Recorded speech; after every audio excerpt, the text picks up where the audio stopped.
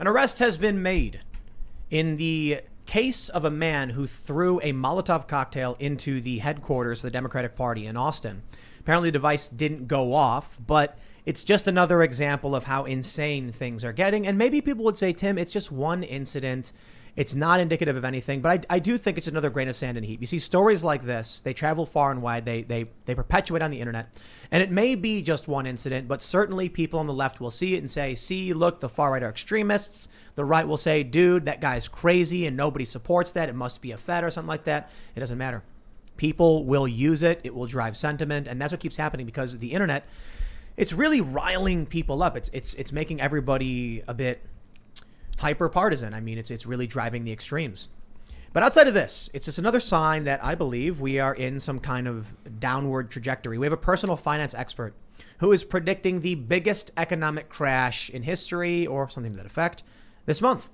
So certainly these things are a bit alarming and I don't know, maybe a bit pessimistic, but we do have other things to talk about because in that pessimism, there are interesting things. And joining us today is the writer and host of the new hit show from Timcast, Shane Cashman of Tales from the Inverted World. Thanks for having me. Yeah, you want to just briefly introduce yourself? Yeah, I'm Shane Cashman. I've writing Tales from the Inverted World. Been going down rabbit holes every week for you guys, talking about aliens and people getting abducted. And murders. Ghosts, murders. We'll do some cryptids soon. Yeah, some of it's like legit investigative reporting, though. You know, like tracking down Confederate golds, you know, whatever. Yeah, See how that pans out. I'll hit up people, and then next thing I know, I'm in some weird town talking to some people about their alien abduction. So the show is officially up on Spotify. I think it's slowly rolling out on all the podcast platforms. It takes time. It's on YouTube. The link to the channel's in the description below. And it's like a fully produced, I think we're looking at like, what, 12 to 20 minutes per episode?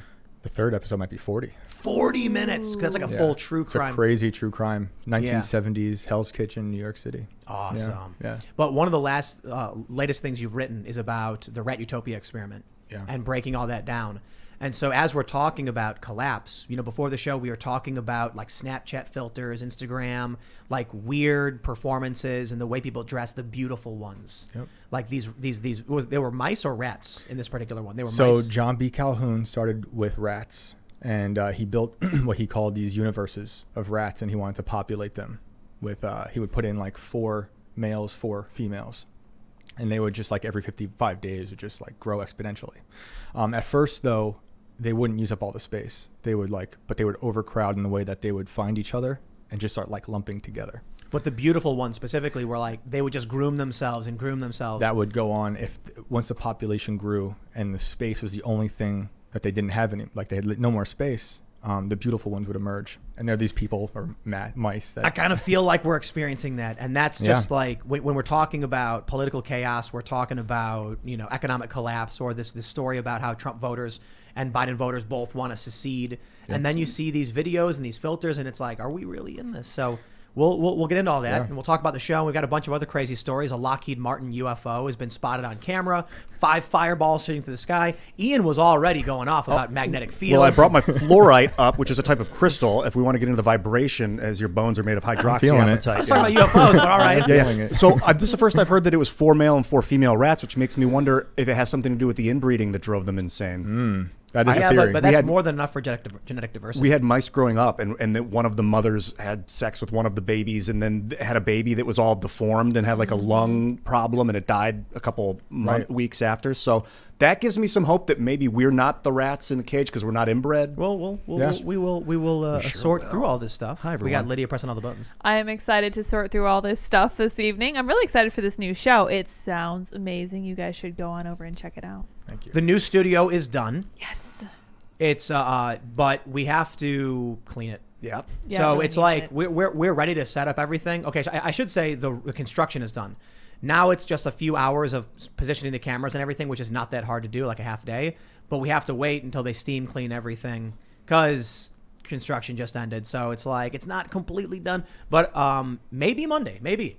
Depends on what happens. But it's probably going to be Tuesday or Wednesday in the new studio. The lighting is crazy awesome. It's going to look really, really great. If you've watched the vlog, you would have seen it. But let's get into the news. Before we do, head over to timcast.com, become a member, and you will get exclusive access to segments from this show. We put them up Monday through Thursday. But also, Now with the launch of Tales from the Inverted World, there's going to be a members-only podcast discussion about the episode, exploring these issues, and we're going to be having guests as well. You know, many of the people you probably have already seen on this show. We're really hoping Alex Jones would want to come in and talk about conspiracies with Shane. You know, so when Shane writes one of these stories, there'll be a follow-up kind of like talking about, asking questions, exploring things in depth. That'll be available soon as well. And we're also launching another show called The Green Room, which is our green room, hanging out with the guests before the show. So that's what you'll get as a member. But don't forget to like this video, subscribe to this channel, and don't forget, in the description below is the YouTube channel for Tales from the Inverted World. Yes. And you can check out episode 1. It's 12 minutes and 31 seconds. It's awesome. There's sound effects. It's creepy. And this is a general introduction to the show and to Shane's work. And we're still building everything out. As I always say, you just start. Now, this is a fully produced show with you know, research, writing, independent investigation, and sound effects and original music made by Carter here in the house. So it takes a lot of work to get to that point, and then we put it up. And now the goal is, over time, we're going to start building it up. It's going to get better. The art is absolutely amazing. Jessica did some of the best art I've ever seen. I'm so excited for this. So in the description, you will see the link. Subscribe to that channel. And we'll get into some of these topics, but we're going to start with the real world. And in the real world, crazy stuff is happening. We have the story from CBS Austin. Arrest made in arson incident at Travis County Democratic Party office. They say a Molotov cocktail was thrown inside the office and ignited during the early morning hours. So earlier I was wrong. I thought it didn't, but it did. The arson suspect was recorded on security cameras, and a note was left at the scene. The Austin Fire Department says their arson investigators, along with the FBI, made the arrest. Ryan Faircloth, 30, is charged with second-degree felony arson and third-degree felony possession of a prohibited weapon.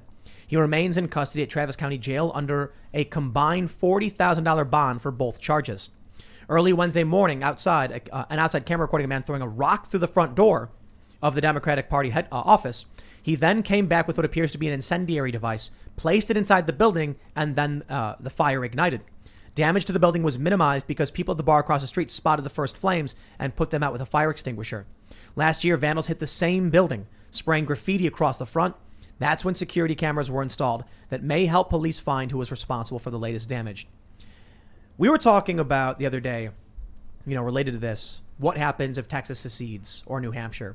And one of the things I was saying that, you know, I guess people hadn't considered is, what do the Democrats in Austin do if the Republicans in Texas say, we're out? Right. You can already see there's conflict between cultural factions. That's how New York is. I mean, most of New York voted red. A lot of New York did. And the city controls most of it. So it's like when you talk about secession, what does something like New York City do? You were there, right? You lived in the city? Yeah. I was driving a box truck During the riots? Not the riots, but like leading up to the 2016 election. So I would see like all the signs for Hillary in one place and all the Trump signs in the rest of, you know, upstate New York. Not that should be a gauge of how people are going to vote, but it was wild to see that all of upstate New York is one way. It's so weird. But maybe it's because people in the cities are scared. They're scared to say anything. Yeah. Country versus city. True. If you put up a Trump sign in an area where there's 50 Hillary, I said Hillary, by the way. Oh, wow. But that's a real saliva slip. Popping in my throat. Crystal. Yeah. Thanks, Chris. Yeah. That it's, I mean, maybe dangerous isn't the word, but maybe it is. And that's the problem with it. That's why we have secret voting. You know, that's why your voting is anonymous. I wonder, so we did talk about Texas, and for those that don't understand know the context of the last episode, you know, we had someone from the Free State Project in New Hampshire. There's a lot of people in New Hampshire who want to secede or form their own, you know, nation state or whatever. And like a lot of people say things, you know, if Texas can't, it won't happen. But there's also the conversation we've had where it's like the federal government wouldn't do anything. So look at California. California says outright, we no longer will allow the feds to enforce immigration law, actually stopping them. And that's a state saying the federal government has no authority here in this regard. And the feds say, okay, that's it. The emperor's got no clothes. Yeah. The moment California was able to say this, the moment cities in California were allowed to let non-citizens vote, the federal government lost its legitimacy because they couldn't enforce their own laws within the country. That's going to set off a cascade effect. But the interesting thing is what happens in a state like Texas. If Texas secedes, the belief is the feds won't do anything. But what happens when the Democrats in Austin call for help?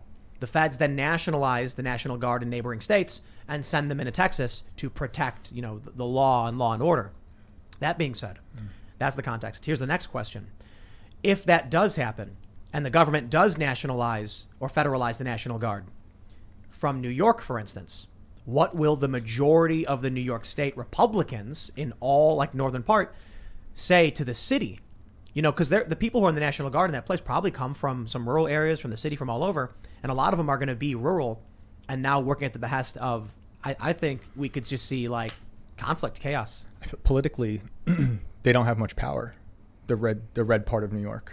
And it's almost like New York City has already seceded from the rest of the state because they've locked out. Not to say that everyone who's red has not been vaccinated, but if you're not vaccinated, you're not allowed in that city anymore. You can't do anything. I have a friend went to 8 different bars in the past 2 days, turned away. Wow. At all of them.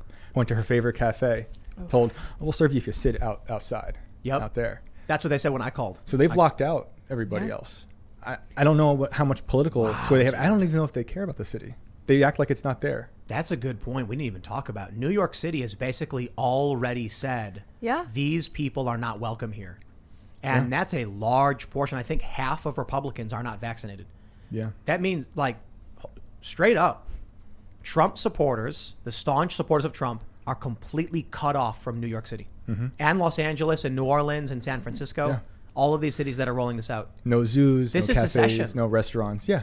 They've manufactured it in a way where it's not, you don't have to say secession, but they've kicked you out. The weird part is, like, back in the day, you'd have a city block would secede from another city block. It would be territory. But now it's kind of ideology. Like, too many people live close together that have different ideologies, so you can't, you know, like you said, the big city in Texas is Democrat, but all the surrounding areas is Republican. So I think rather than a secession, which would be like shattering a crystal-informed structure, you would have to somehow alter the way they interact, which these COVID restrictions seem to be doing. Yeah. And I should also say that there's a lot of people in New York City who are also either vaccinated and against the mandates or not vaccinated. Doesn't mean they're red or blue, but they're fighting. Like, I know people who are working in sanitation who are fighting really hard to keep their jobs. You know, this is interesting. We didn't even consider this when having these conversations about secession, that there could be people whose secret intention is the breakup of the U.S., and they do it through laws they know are partisan that will result in a soft secession, meaning New York City has basically said MAGA not welcome. Yeah, I've been listening to Alex. Alex Jones did. He was on Sydney and Elijah's show, and then he went on. Where did he go? Crowder? Yeah, he went on Crowder, and they were talking. I watched a little bit of that, and I was fact checking what he was talking about. And Klaus Schwab, really, I mean, for decades, he's been intending to make like a corporate global organization. He's like saying it. Yeah. Governments aren't effective enough. We need corporations to work with governments to govern the world now. Pretty sure that's like Mussolini's fascism. Definitely, it's fascism when you collude corporations and governments. But I think that there's this outside foreign entity that's doing this to the United States, because the United States is very, very unique, and we need to preserve it, in my opinion. But other forces, that doesn't register with Klaus. He's not an American. He never was. So it's a foreign concept to him, what we have here. Well, you heard what Jack Dorsey said. You know, it's a cliche to bring up the Dorsey podcast with Rogan that we did. But Jack said, we are working, we cater to a global audience, not an American one. And right there, it's like, okay, he is telling us that their intention is to subvert the American will, that he doesn't view the nation as even existing. On top of that, you have people like Bernie Sanders. He tweeted out, 2 senators should not be able to stop 48 senators and 210 congressmen and women. It's like, Senator Sanders, there's 52 senators in opposition to you. But he doesn't view the other half of the country as being part of the equation. So he's outright like, you are not a part of this. And then you take a look at how big tech acts. It feels like, it's funny when we have that, we had some guy super chat saying that, you know, we on this show and the friends of this show are radicalized. And I'm like, we are the ones who are like, America, American history, Constitution, liberty. That's not radicalizing. That's status quo. That's being like, this country is about defending civil rights, granting them over time, and protecting the individual. Now we have a growing faction of internationalists, and they say they are, authoritarians, and they say that, well, they lie about that because they don't want to admit it, but they show us they are. And it feels like perhaps we get this wrong when we talk about the culture war and we say left versus right, or authoritarian versus libertarian. It is the soul of America versus the conquering forces which are destroying it. And the conquering forces make up tens of millions and and control the institutions. I think the idea of saying the greater good has accelerated the idea of like this global community. Like, I care for everybody, but people who are saying greater good lately, they're also telling me that they don't believe in things like borders. And so America doesn't. It's an idea now. It doesn't exist. Right? It's everybody else outside, which we should all care about people, but they've erased the borders. I think people need to understand there's not going to be like any kind of internationalism. I mean, that's what the left literally calls. They don't call it globalism. Right. Will not actually happen. They don't understand that they are selling themselves out. These American leftists who are like, I believe in internationalism, and it's like, okay, well, what will really happen is that the global powerful elites with powerful military forces will just centralize their authority in their own country, and everyone else will be subjugated. Right. It's not going to be like a one world government. It's going to be the Hunger Games with capital city that they live in, well guarded and protected, and then you will lose everything and you'll be happy. So they say. Even more terrifying is they don't even care about the governments half the time. It's the corporations that they want to govern. Like, it makes sense. Corporations can function like authoritarian machines. They can distribute resources at their own whims, and they can shut you off if they want. Socially, they'll erase you. It's incredible how someone can get banned off of all these social media networks and then have their bank account shut down by PayPal and Visa and like all at once, like within a day. It can happen to someone that's completely. I mean, I don't like the word anti-American, but I mean it's the antithesis of individual freedom and liberty. Like we're supposed to create a government to protect our ability to communicate and socialize. Mm-hmm. You know what? I'll say this: if America cannot survive this, it doesn't deserve to. If America does not have the resolve, the strength, the will, and the fortitude to survive the authoritarianism that it's sweeping across this country, then it shouldn't. One thing that could happen is it could take over this thing, and then it's like we're under another corporate monarchy for the next X amount of years, and then there's another revolution, or we can resist it and avoid that tyranny. At what point do they start actually resisting? This is a form of resistance just by talking about it and pointing out like, hey, Klaus Schwab wants to have corporations govern you. Right. That's a form of resistance. And I don't think the pressure will ever stop. Yeah. That's the thing. When do we stop resisting? I guess the censorship is my biggest problem when it comes to like erasing voices. I think people should be able to say what they want, and we could debate that. And I always talk about the immune system of your ideas. It can only get better if you put it out there to fight something that you might not believe in. But you hear an idea, maybe makes your idea stronger, or you learn you were wrong, right? If you censor all these voices, you don't have that anymore. Then you're just in a corner, and you can only say one thing, and then ideas stop growing. Well, then the powerful elites can say what they want. Yeah, and that's what'll happen for sure. And that's what it means to have corporate rule. It's great advertising. Corporate rule. It's honestly, it is communism, and it's not. It's like neo-futuristic communism. They don't take over by force. They take over by selling you things you like. They take over by convincing you to give up your rights. And then eventually there's a corporation with a chairman, and they can decide you have to do X if you want access to Y. If you want food, then you work for us. Oh, it's a private company. We can do what we want. So when corporation X is more powerful than the government, and the government can't protect its people, the government and the corporation controls where you can go and what you can say, and they do in many ways, then eventually you are just a part of an authoritarian dictatorship. I don't care what you call it. Mm-hmm. Corporations don't grant you the same, don't protect your rights. They don't care. You work for a fast food restaurant, they can axe you at any moment. Now, there are some laws on the public side to protect you, but the public side is just, they're colluding together. And if you think you have job security at a corporation, wait till they automate your role and want to cut back on their overhead, and then you don't have really any job security. There's nothing. Not that you have job security by nature, but it's not going to like enhance your ability to working for a corporation as opposed to government.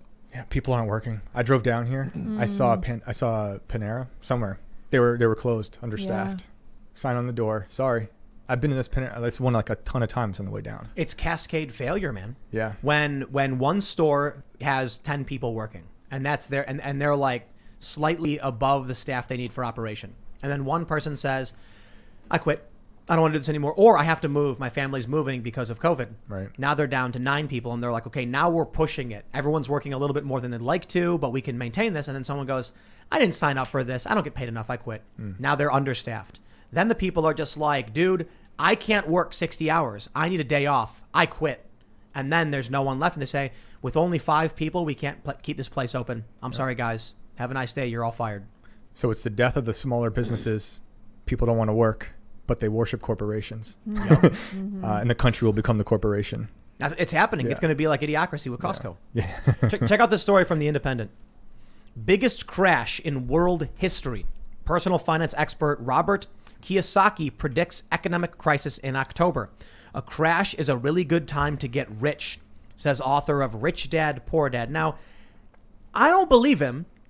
It's a bit much to be like, this month it'll happen. However, I don't not believe him. You know, because we just had Bob Murphy on, The Economist, PhD economist, say that they removed the restrictions on fractional reserve banking, the reserve requirement. So basically, banks can just print money and give it out.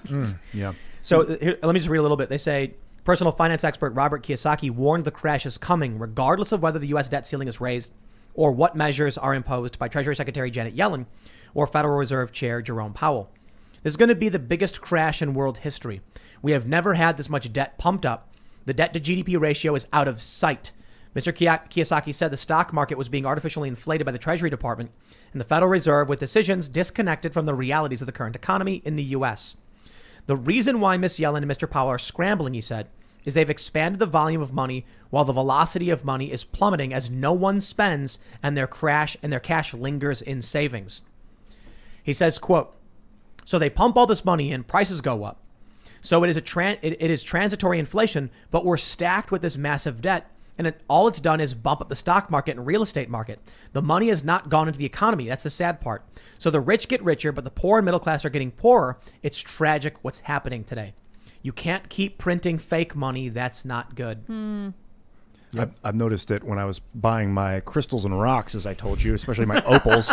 Yes. People aren't spending, so the people that have this load of assets they need to unload have to drop the price. These people are slashing the prices by 80% to offload their assets, so the rich people can buy up all the assets now because desperate people are selling. But that's not essentials. At the same time, the land, for instance, people are like, wow, they're desperate to get out of cities. The stuff they really need, the prices are skyrocketing. So if there is a crash, what would happen to like land prices? Would skyrocket. They would skyrocket. Well, here's my bet. There's a lot of arguments you could give to why land would crash, because if people don't have money, they can't buy. So that means people are trying to sell, have to lower their prices. Or it could be that land is a necessity. And people in cities who can't afford to live anymore will be desperate to leave, which will it'll put the pressure on those trying to leave. What we're seeing right now, in my opinion, the crash is happening. The M1 money stock is insane, even after they change the definitions and the rules.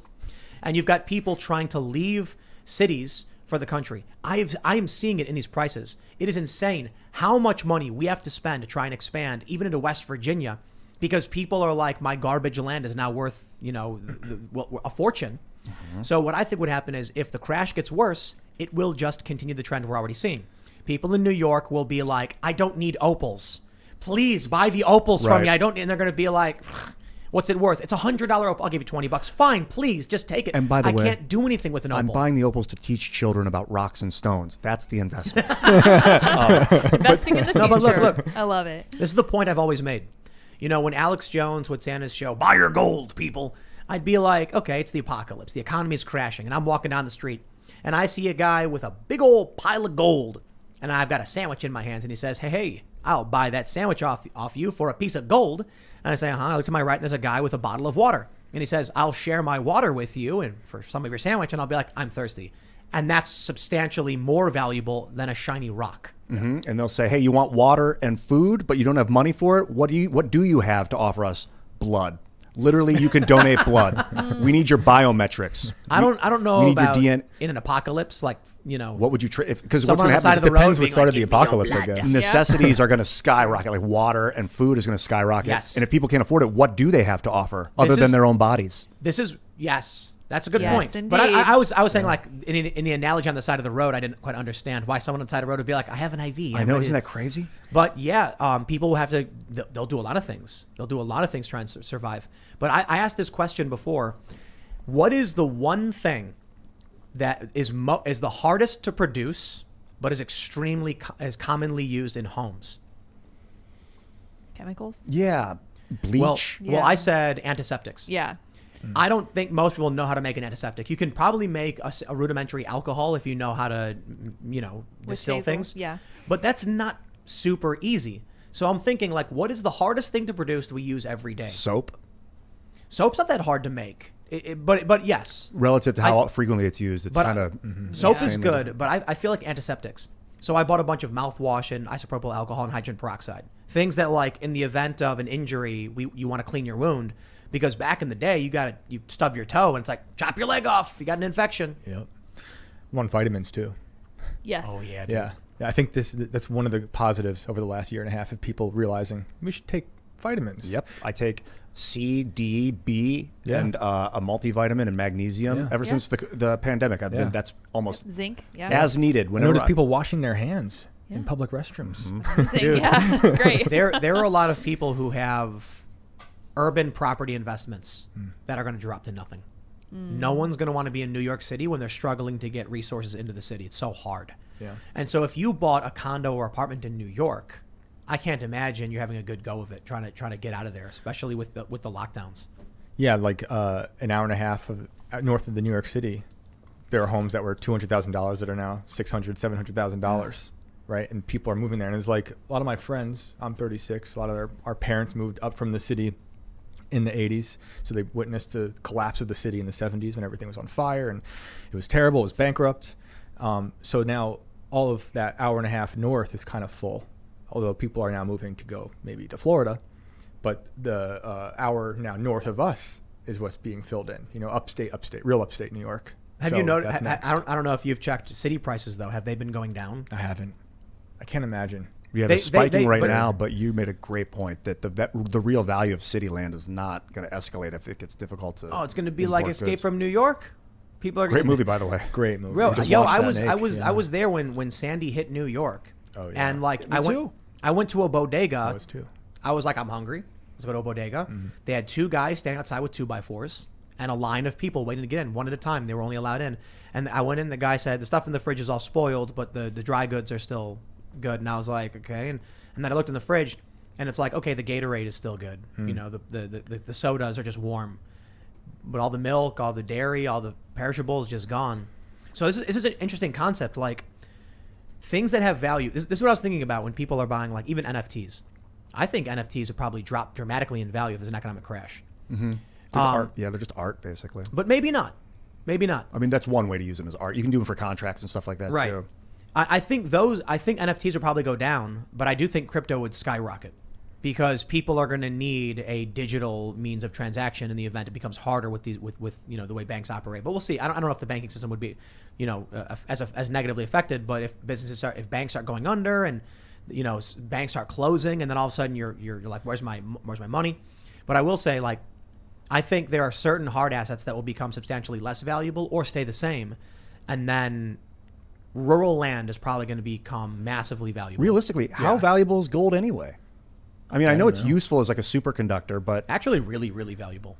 Yeah, but for the common person, though. no, yeah, it's really valuable. Yeah. The problem is we value it for its like, its shine, Shininess, instead yeah. of its yeah. scientific processes. Right. It's a scarce, valuable object.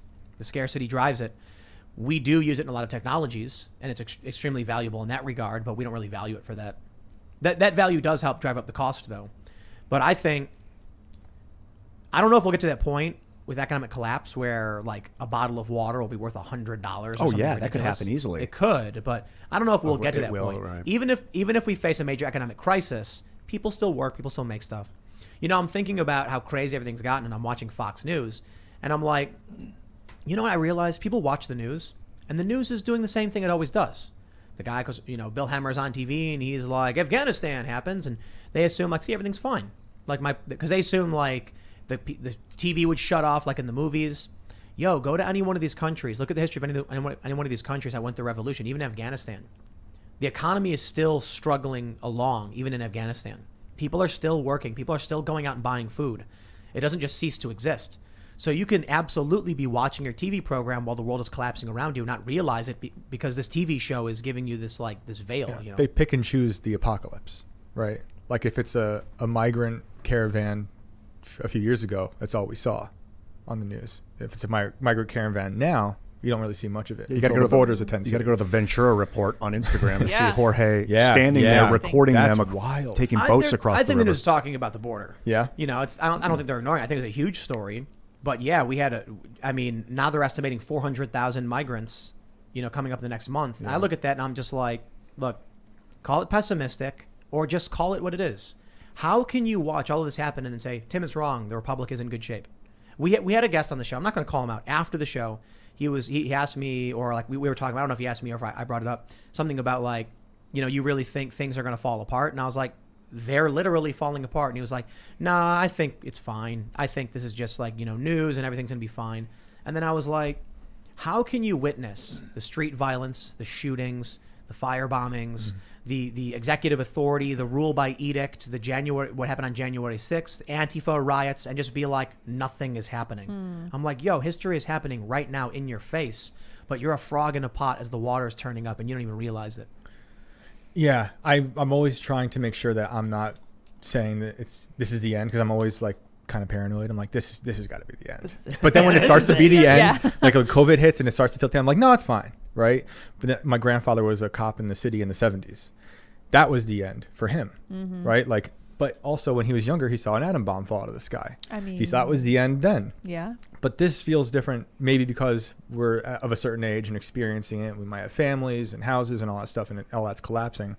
But something does feel different than what my grandfather would tell me. I think maybe the issue is that we call it the end. When it's not the end, it's a change, it's a transition. Yeah. For sure. The American empire couldn't last forever. Soviets couldn't last forever. And that's what's happening. So I said this the other day, and maybe it's a good thing. Maybe what happens is if you live in New Hampshire, all of a sudden the country breaks apart. The federal government has no authority, as we've already seen with California's sanctuary state decree. The emperor has no clothes. So now all of a sudden it's like, okay, you got no income tax and you can have guns. I don't think people in New Hampshire are going to be upset about what's going on. And I think people will absolutely adapt to the circumstances, meaning they'll raise their own food. People will, there's going to be a hole in the market. Someone's going to be like, hey, now that we're struggling to get the imports in, we can't get avocados or strawberries because those are seasonal and have to cross, very, very far and require a lot. We don't have a whole lot of food out here. And someone's going to be like, I could grow food and make money doing it. Whoa. Farming will become more valuable. It'll go back to basics. People will start valuing good, hard work all over again. There's a lot of value in that because people are going to spend more time with their families. They're going to be more responsible for themselves and get away from this, I don't know, just start naming off the 7 deadly sins and you can describe New York City. Yeah. And that'll start changing, maybe for the better. Yeah. That's why I'm not completely depressed about everything. It seems it's really bad, but I like that. I like that people are returning to that kind of thing. It's actually a super red pill to me. And this is something that I've been talking about a little bit because I feel like, the cycle, weak men create bad times create strong men. Well, we're going into bad times. We're going to come up with some really strong people. I think that's good. I think that's positive. And I think that's something humans have been doing for thousands of years. There's no reason to suspect that this would be any different. Right. So to me, that's very positive. Yeah. Yeah. My, my grandparents, their parents fled pogroms in Russia. Oh, wow. There were people running to their towns with axes. Whoa. And hacking them up. And they left and they took a boat to here. And when they got there, this is my grandma's father, one of 4 children. He had a scab on his head. They said, you got to go back. So she went back with the kids to the pogroms and had to hide out for the scab to heal and then take the boat back. Wow. Right? Oh my gosh. That's apocalyptic, right? Yeah. They made it, and I have a grandma. They had to go back because the scar would have given the person away as a fleer? No, it was like from just like a cut that he had from something else. But it could be disease or something? Could be disease. That's what they were thinking, yeah. Like they were like, hey, we don't know what this is. You could leave the kid or send the kid back and you stay here. That's bold. So I think of that. I want to pull up this article that Shane wrote. This is The Beautiful Ones in Universe 25. Rats, Hope, and Despair at the End of the World. This is about the Rat Utopia Experiment. And there was the title of it. I think you nailed the title because it's the most interesting aspect to me. The Beautiful Ones. When I see what's going on now, it feels like, I think it's Kierkegaard's Clown, where he comes out and he warns everybody there's a fire, but they all laugh. And then he frantically says, no, there's a fire. And they laugh even harder. And, there's that idea. But then there's also, while all of this chaos is happening, you have what I view to be as a cult that just blindly believes the media. The media is just overtly lying all the time to make money. So you've basically got a sinking ship while people are stealing from the pockets of these people while they're distracting them. And it's just like, it's going down.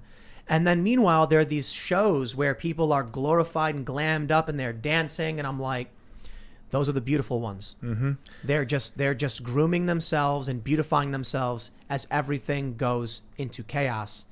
But you break this down for us and explain to us the beautiful ones, and then we'll roll. Yeah, through. John B. Calhoun is a scientist who started making these rat utopias, and he would take 4 males, 4 females, put them in a little he called universe, and let them exponentially grow. Those early experiments, they would just kind of like overcrowd, so they just like clump up here, clump up there, and he would stop it and have to start over. But Universe 25 was with mice, and that's when he gives them everything they need: all the food, all the water, all the medicine. There's no sickness, there's no hunger. The only thing that's lacking is space. And I think he did something with like powder food on one side and like nicer food in the middle, which kind of created kind of like a city and a country type vibe. Interesting. Yeah, but the beautiful ones would emerge in these universes when the population was about to hit equilibrium.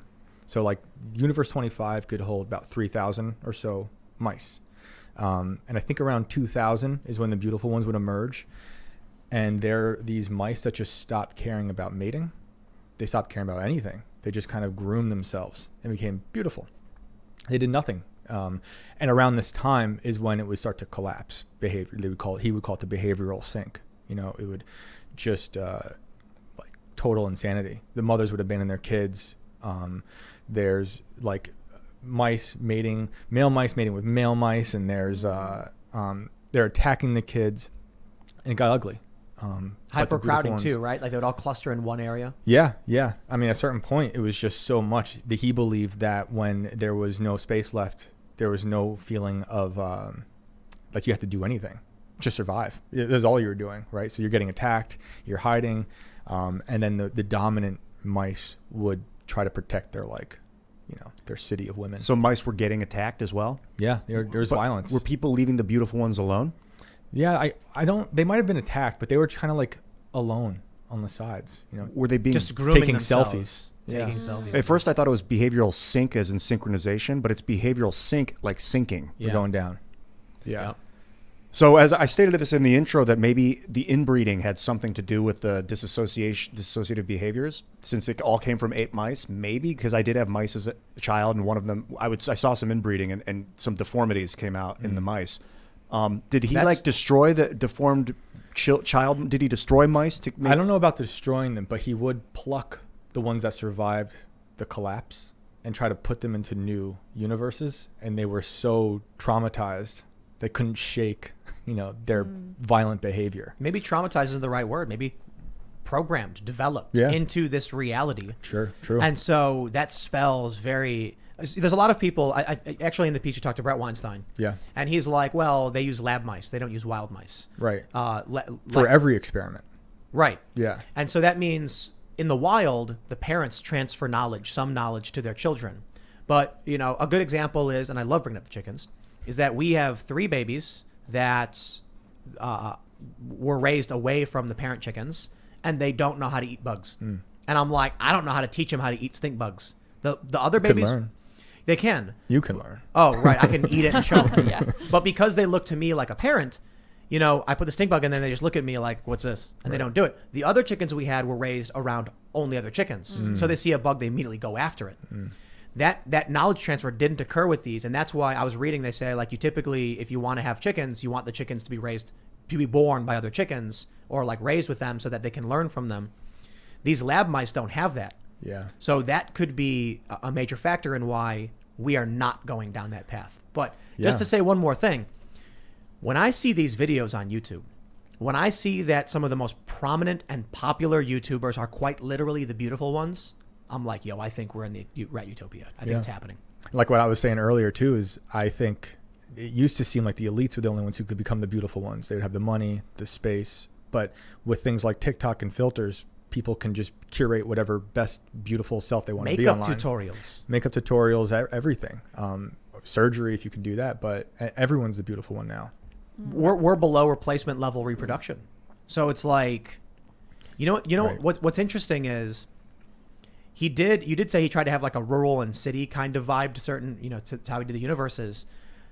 But people who live out in the middle of nowhere who are more self-sufficient probably aren't experiencing what the cities are experiencing. So there's economic constraints that make someone trapped in this space, right? People say, I'm in the city, I can't afford to leave. So that is what keeps them in that universe. Although they could physically walk out. They don't because they don't know how to survive otherwise. People live in rural areas, are more independent, and more likely to have the skills to survive on their own. Not absolutely, but more so. So they aren't experiencing the behavioral sink. The rural people tend to be conservative, and they're watching the city people, the beautiful ones, and the chaos and the fighting and the violence, and they're saying, stop, but you can't shake what you described as the trauma from them. Yeah, It'll I think persist. the internet has collapsed space, though. So like maybe a lot of the children in the rural like places, they are able to be the beautiful ones online. And also there's consequences of the cities and the policies that are affecting the country too. Gas prices are messing up farmers who have to, or truckers, you know, like this is the first time in my life since I've been driving that I can travel the country and see the gas prices be the same. I could usually go south and expect it to be Different? you know, way lower. Yeah. It's the same everywhere. It's almost $4 by me. Wow. But it's like $3.15 around here, $3.30. Shocking. You know, I'm thinking that the behavioral sink world, the universe, is like the internet. So these people that are in the internet all the time are in that confined space, and it's driving them insane. Yeah. Yeah. I think overcrowding is technically the psychological effects of density. So that would make sense because it's a dimension where we've in like COVID, I think we've uploaded our identities onto the internet more than maybe ever, right? We Zoom to work. We see family for, you know, doing, however we're doing COVID on Zoom. Like I know some people who haven't seen their family in a year. Hey, me, I'm one of those. Yeah, it's pretty wild. So people, that's the real space now. And this is one of the reasons I'm adamant. I'm like, we don't do Zoom or Skype stuff. Like we do in-person shows. And I get a lot of really prominent people who are like, can't you just do it for me? And I'm like, sorry, man. It's funny because when we try inviting these leftists, they're like, Tim won't do remote because he's a coward. I'm like, if you had any idea the people I rejected and how famous and big because I won't do remote stuff, yeah, that's just not true. But I'm not gonna air anybody's business. We've had a few people. Many of them aren't in the U.S. They can't even travel here anymore. So I don't want to. I don't want to name anybody because people might be like, yo, don't drag me into anything. But there's a lot of people of like medium followings to large followings. Some of them are like moderate. Some are very conservative. Some are prominent internationally. They don't want to do it. There's something very visceral about being in close proximity with someone in communication, body language. You can hear them vibrating. I mean, I know it's funny to think of, but it's very low frequency. Yeah. You can hear people vibrating, whether you realize it or not. You can smell them. It's amazing. You don't feel me vibrating right now? I feel you vibrating. Thank you. I thought somebody. Please take your phone. Thank off you. my Your leg. quartz pyramid right there, but No, I was an adjunct Is that what it professor is? for like 10 years, and in person is the best. I would sit just like this with a room of students, and we would write, and you could hear like if someone was reading something they just wrote, and it was clicking with everybody. The silence, you could hear it, you could feel the silence, right? So when COVID kicks us all home, we're on Zoom. That's gone. There's no there's no interacting anymore at all. Like they didn't feel as comfortable. And I think it has to do with analog sound and digital sound. With digital sound, you can't have a 1 and a 1 active. Everything else has to be at 0 for 1 to translate. But with analog, we can put 1 and 1 together and have these weird harmonies. So that's in person. We have analog, but the digital transformation alters it. I've done some stuff. Ben Shapiro had hit me up before, and he was like, do you want to do the show? And I was like, that'd be great. And we did it remote. And it was actually really hard because I had to record it and then take the memory card and then have it driven to a place to upload because the internet is not good enough. At the time, we had to install the internet lines here. It was like it was a lot of construction work. And I was like, it was cool to talk to Ben. He's a cool dude. But it just really felt like I would talk and then pause, and then he would talk and then pause. And you don't get those moments where, like, out of nowhere, Ian might just blurt out the vibrations of the universe. And, like, those are human moments that make something feel alive. Oh, geez, eye contact. You can't make eye contact online at all yet. Maybe if they put cameras in the middle of the screen, behind the screen, and then you might feel like you're making eye contact. That's a good idea, actually. It's weird, We though. should But build it that. might block And we should the also screen or use something. sapphire for the screens, I think. Sapphire. Wait, how? I think dude, have you seen a star sapphire? And then you look through a lens that's pointed at the sun and you see that same star pattern.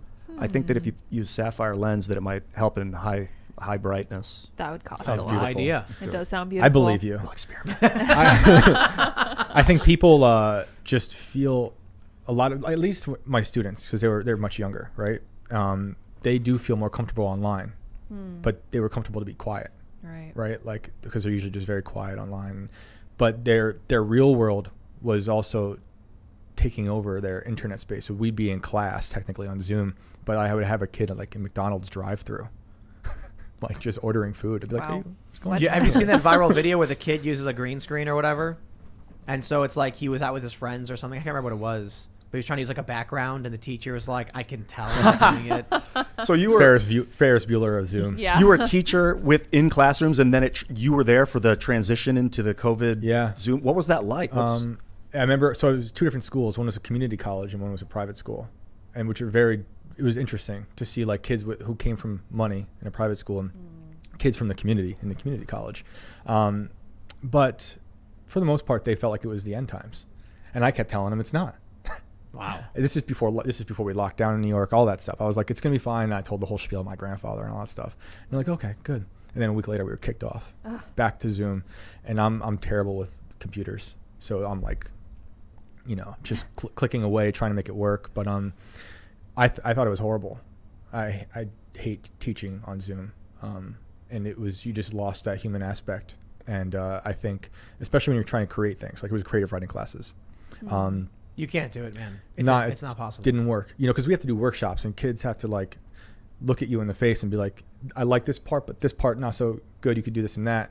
And on Zoom, you're just Brady bunching, around, and it doesn't feel right. So I think it's horrible. But then kids got really comfortable with doing it. And Right. I think a lot of people like it now. the lack of resistance. It's easier because it's more comfortable, but comfort is not the way to get stronger. Right. No. Often you need discomfort. But this is It's the only way. This is unfortunately still a net positive.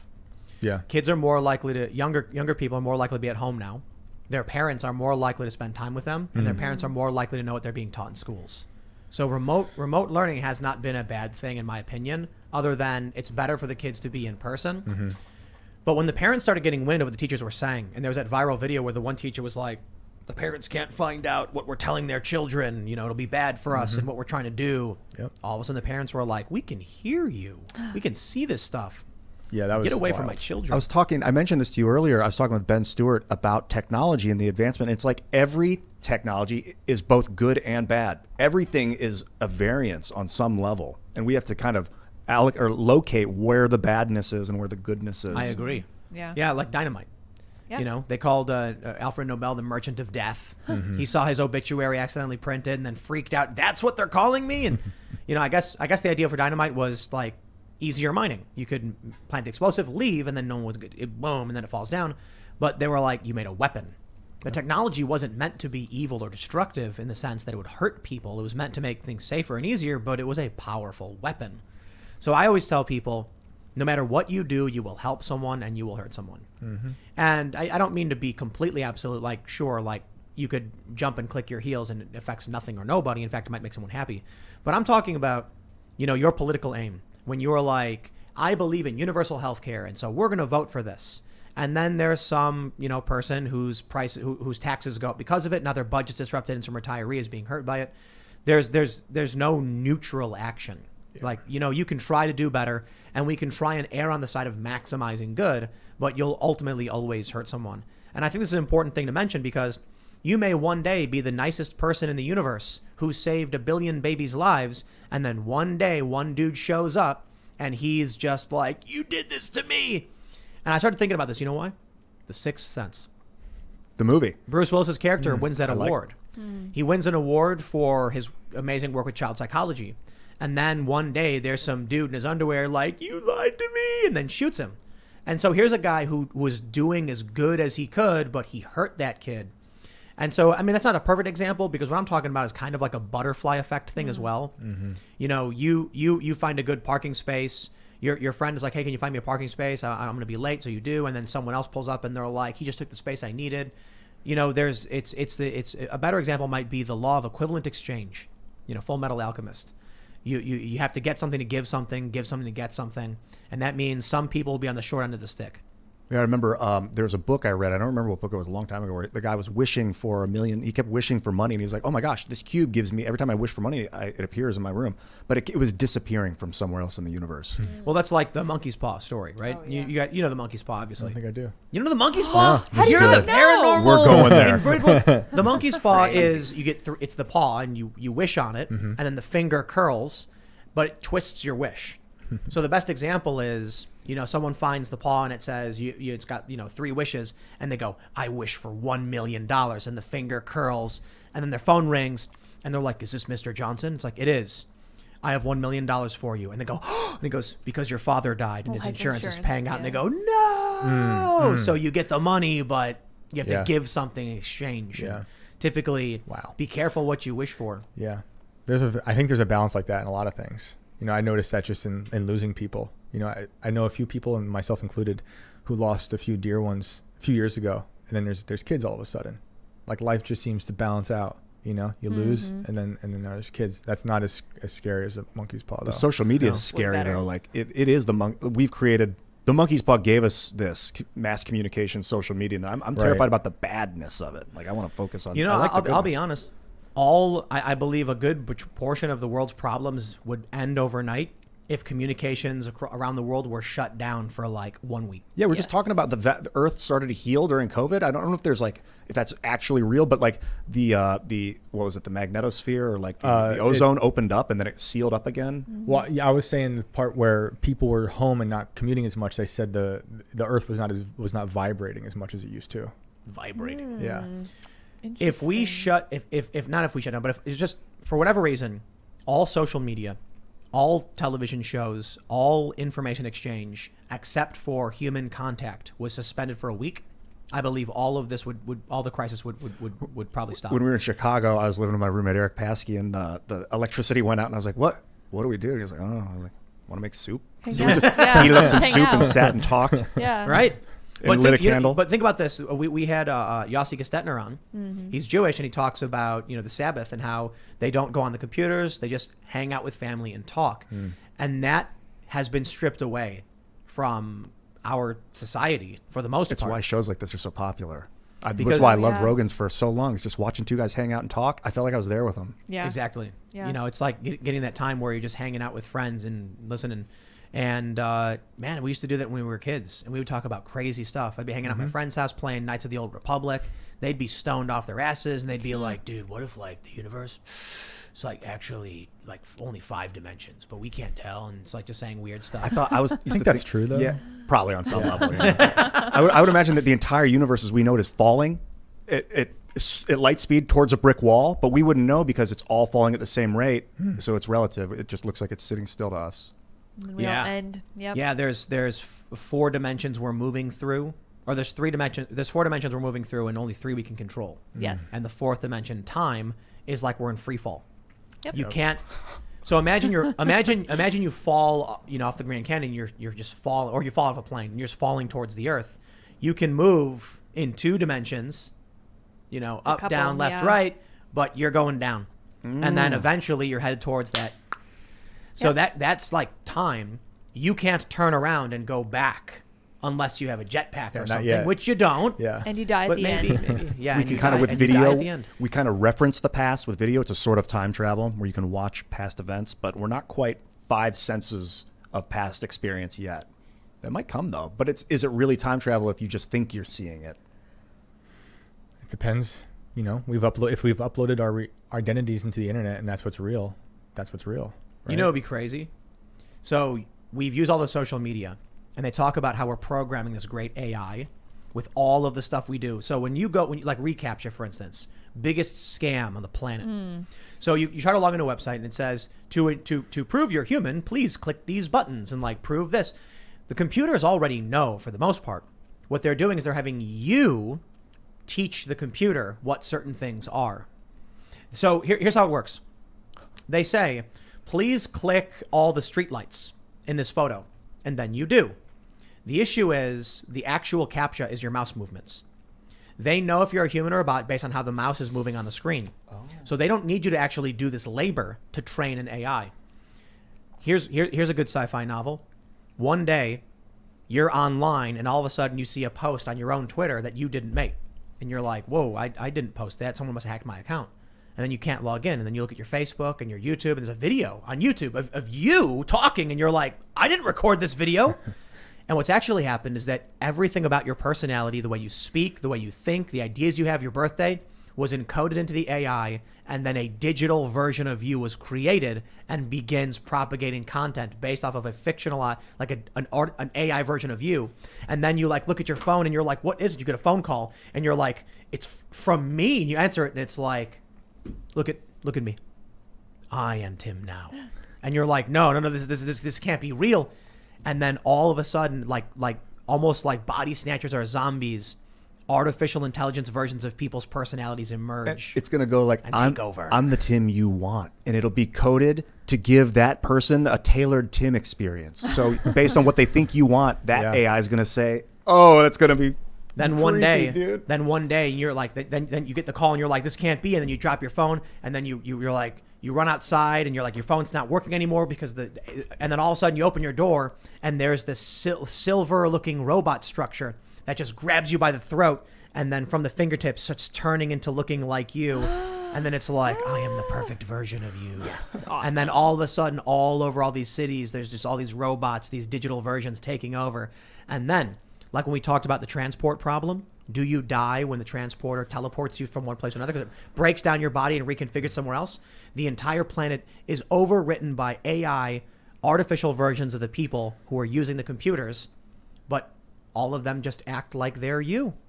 Your soul is gone, your existence is gone, but humanity stays the same except for the robots now. When it comes to the transporter problem, I think you don't die. Because what I imagine what we are right now, we think of ourselves as solid. But what seems like it's happening, all these things called spinners, subatomic spinning momentum things are coming together to form atoms, which bond. And then, so we're appearing in place due to the spin of this area.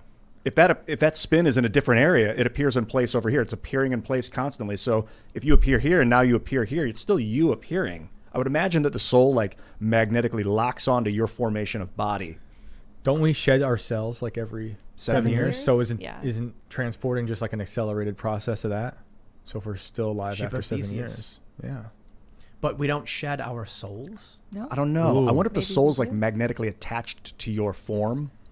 Bro, we were talking about, weren't we talking about this with Alex Jones and Michael Malice? Where like you take DMT and then we're basically just meat puppets for the machine elves or something. So like your soul is not even in this reality. These are just, meat vessels we walk around in. And then when you die, you just snap through the veil and you're a machine elf or something. I don't know. I can feel Seamus's soul right now. I feel bad that he's not. I feel like he should be in the room because he's like, no, you guys, that's not it. This is not the way. I think the interdimensional space it will be next. I think we're going to start exploring that. I really do. We're doing it with I've been static talking state DMT. True. I've been talking to too many alien abductees who believe that the aliens are us or versions of us from other dimensions. Oh. Well, tell and us, not other space. like, let's hear some of these stories. What's really, With the aliens? yeah, like have you heard a story that's kind of like rocked you to your core? I wish I could say that, but I have met people who are, because I'm such a skeptic. Like That's I why do it's want to good, though, believe. I really do want to believe, and I'm willing to talk to everybody. But I met one person in particular. We talked for like 2 hours before we even got to aliens. Normal stuff, newspapers, just like media, culture. Really, really got down. And you were like, who'd you vote for? And he was like, oh, Biden. Oh, and by the way, I was abducted by aliens. Oh yeah, basically I was just like, so about the abduction story. And he's been abducted since he was 9, and he has a support group for UFO abductees or people who've had encounters, and so they share all these stories. But he's been abducted since he was 9, and he has very, very vivid memories of being lifted out of his window, looking over Peekskill, New York, which is the town where the Yellow Brick Road was, the original Yellow Brick Road. Oh, wow. Yep. And kind of hovering over the trees. And he believes that the beings that come for him are like avatars for beings that can't travel from other, if they're far away, from like faraway planets. He's like, they're controlling them because they have like a hive mind, and they're like opening his skull. And he says he wakes up feeling these things, and he has a PhD in the spiritual awakening of being abducted. It's fascinating. Like he's an actual PhD, or you're just saying figuratively? No, yeah, not like me, where I bought one for $20. He has an actual one. So he thinks that they're electromagnetic drones, essentially, like they're I don't piloting. know if they're these- electromagnetic. I don't know if he knows. He says he's touched them, and they have a like a hot sensation. He remembers like recoiling. But this has been happening to him since he was 9. And they keep coming for him. Different ones. We all know about just the him. Greys. That's what I asked him. So he also claims to be like a psychic. And I asked him if are the aliens coming. Are you a psychic as a consequence of the abductions, or because you're a psychic? Is that why they're coming to you? Because he would fix computers for a living in like the 70s after he got back from Vietnam. 70s, 80s, he's running around fixing like machines and computers. He never talked about being abducted because there was a stigma. You don't want to talk about that with people. So, but people would keep coming up to him and just talking about being abducted. They had the urge to tell him like their weird, not abduction stories all the time, but like we saw a UFO, something like that. And then, I think his wife might have been the first person he told, after 30 years of not telling anybody. So I want to say I believe him. It sounds crazy. Like his stories sounds legit to me. But I also think sometimes people might confuse horrible dreams and a reoccurring nightmare. But I also have then listened to different psychiatrists who say there's no way to have trauma from such an experience. Like these people who claim to be abducted, they have some type of trauma. So they can be hypnotized and they relive it. I know people. I've known people throughout my life with schizophrenia, and I have heard stories about weird government abductions and experiments, and I'm just like, the things they say are overtly insane. It's one thing to be like, you need to believe me, man. Guys in suits came to my house yesterday, and I'd be like, okay. I mean, but when they say things like they have nanotechnology devices that they've injected me with that cause invisible cameras to circle my head at all times, and I'm like, nothing's happening. Am I missing it? Where is it? Can you tell me where it is? I'm like, that's, objectively nuts. I have a theory about schizophrenia, though. I think they're plugged in to a mind level that we don't understand. It's kind of a sad thought, though. I mean, some people may just have misfiring brains, and For sure. and they need help. But yeah, I'm like, what if my friend is telling me the truth? They're actually seeing something that's real, and we are just sitting here because look, I've had friends who they can have a conversation, and they can tell you this is a bottle of water. I need to drink water and eat food. I went to work today, and then they'll say something like, I can see the beings. And people will tell them they're crazy and they're schizophrenic, and it's just like, imagine if they really did, like in The Sixth Sense, the kid can see the dead people, but they just tell him he's crazy. Or in Constantine, it's a good example. In Constantine, the movie, he's like growing up, he could see all these things, he could see the angels and the demons, and then nobody believed him. They thought he was crazy, and they put him in hospitals. Imagine being told you're crazy when you're the one who's right, because you can see something that people can't. Like the Hunter prophet, Biden's sorry. laptop. I was going to talk about. Okay. Yeah. But yeah, true. Schizophrenic? No, not schizophrenic. You're crazy. That's not real. It never happened. Didn't they just confirm that though? Yeah. It took the corporate media, but I think schizophrenia. People with schizophrenia are kind of plugged into an information dump, right? They can't turn it off. And not to say that kids are schizophrenic, but there's a lack of filter between them and the world. I think when we grow up, we start to take on all of the substance of materialism, and then we start to think of just the routine of life. But kids are still thinking about aliens and ghosts and monsters, like my 5-year-old all the time, every night. That's all we talk about. And when I had a friend who was schizophrenic as well. That's all he talked about. I'm like, maybe they're just sensing something that we just can't perceive right now.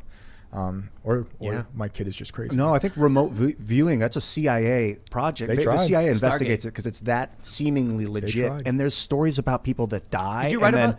No, not yet. Yeah. Project Looking Glass, I think maybe is something. Stargate was the one, and I think it changed names. Yeah. And then you get these anecdotal stories of people that die on the operating table, and then they are above their body watching, and they hear the doctors saying things, and then somehow they come back to life after a couple minutes, and then they recall the conversation to the doctor. Was like, how did you remember? Because they were there on the bed Maybe listening. they were dead, but they weren't completely unconscious. the But they see themselves from above, you know? Yeah, but that... And they see them like what color she was wearing and... Yes, but the problem where with they're that standing is... The and problem with that is, you know, you could be semi-conscious and see a pink scrubs and see a doctor. You hear what they say, and afterwards you're like, you were talking about your football game, and the nurse was wearing pink scrubs. And they're like, how did you know that? But the crazier stuff I read about was that they would put numbers on the tops of things. And there were people who could tell you, they'd be like, on the top of the monitor was the number 6. And they would be like, what? So you could be... Like you weren't able to see measuring. That. I know I'm probably bastardizing the word vibration, but you can measure the vibration around you and basically measure the matrix. All you need to know is where something is, how much of it there is, and what it is. And then you can map that onto a 3-dimensional grid on a XYZ axis and build the matrix. So if you're feeling the vibration of the matrix, you may be able to calculate what everything is that's causing that vibration. And maybe on some subtle level, people are picking up on that. Because how else would you see a 6 on top of a monitor? They would have like cards and stuff with information on it that could only be seen from looking down. Yeah, they did and there would be studies. people who would be like, I saw this card and it said these things, and they'd be like, wow. I was trying to help solve a serial killer case a few years ago, the Long Island serial killer. And through that, I was talking to some cops who used people who tried remote viewing to find bodies. Because this particular killer left like basically a graveyard in Long Island, body parts all over the place that would match with other parts of Long Island. And parts that were there for like one part, they found a torso in the middle of Long Island, and they found the hands 30 years later. Whoa. Yeah. But there was a guy in Norway and a guy, I think, in Jersey who were trying to like find, you know, remote view, you know, and the guy in Norway, supposedly, according to the reports out there, and I talked to him, he helped find a body. Whoa. And he's just sitting in a room, just like doing what he does. I tried reaching out to him to help find some people, because we still don't know who some of the victims are. But they gave them information. Doesn't that person In just Norway. become? But don't they just become a suspect at that point? Yeah. He should. Where's the body at? I can tell you where the body is. Yeah, I had this great source, but now he's in jail. You should. I don't know if I told this before. Look, you should check out the Istal woman and the Talmud Shud case. Yeah, you did.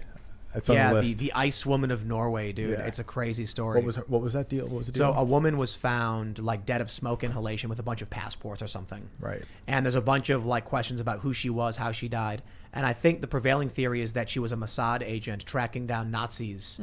And one of the Nazis she was tracking down to assassinate got the best of her. Oh, that's good. Crazy That's stories, good. dude. Yeah, no, we're getting into it.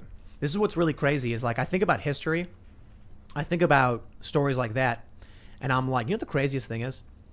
A large portion of our history is probably the result of a deep conspiracy we'll never know about. True history is probably long forgotten and long lost. Because you can look at it today. A news article will come out and they'll say something that's like technically the truth. You know? And then I'll give you a good example. Like Newsweek wrote about the Trump supporters wanting to secede and the Biden voters also agreeing. And they said Trump voters want the country to break apart. What they didn't include was like, yeah, but 41% of Biden voters agreeing is like a substantive number. So it's not only Trump supporters, but history will record the framing of it. So I think back to like, you know, there are a lot of people who are like, I don't appreciate how you said this about this person because it makes it sound like X when it's more like Y. And some people just disagree on framing. And then you look back at history being written by the winners. It's not just that. It's like, you know, we hear these famous quotes. Benjamin Franklin, it is better that 100 guilty persons escape than one innocent person suffer. And he could have, maybe what he said or wrote down was substantially more crass or crude. And then later on, someone who knows and loved him said, I'm going to remove that swear word and clean it up. And then, so there's a lot we think we know about history.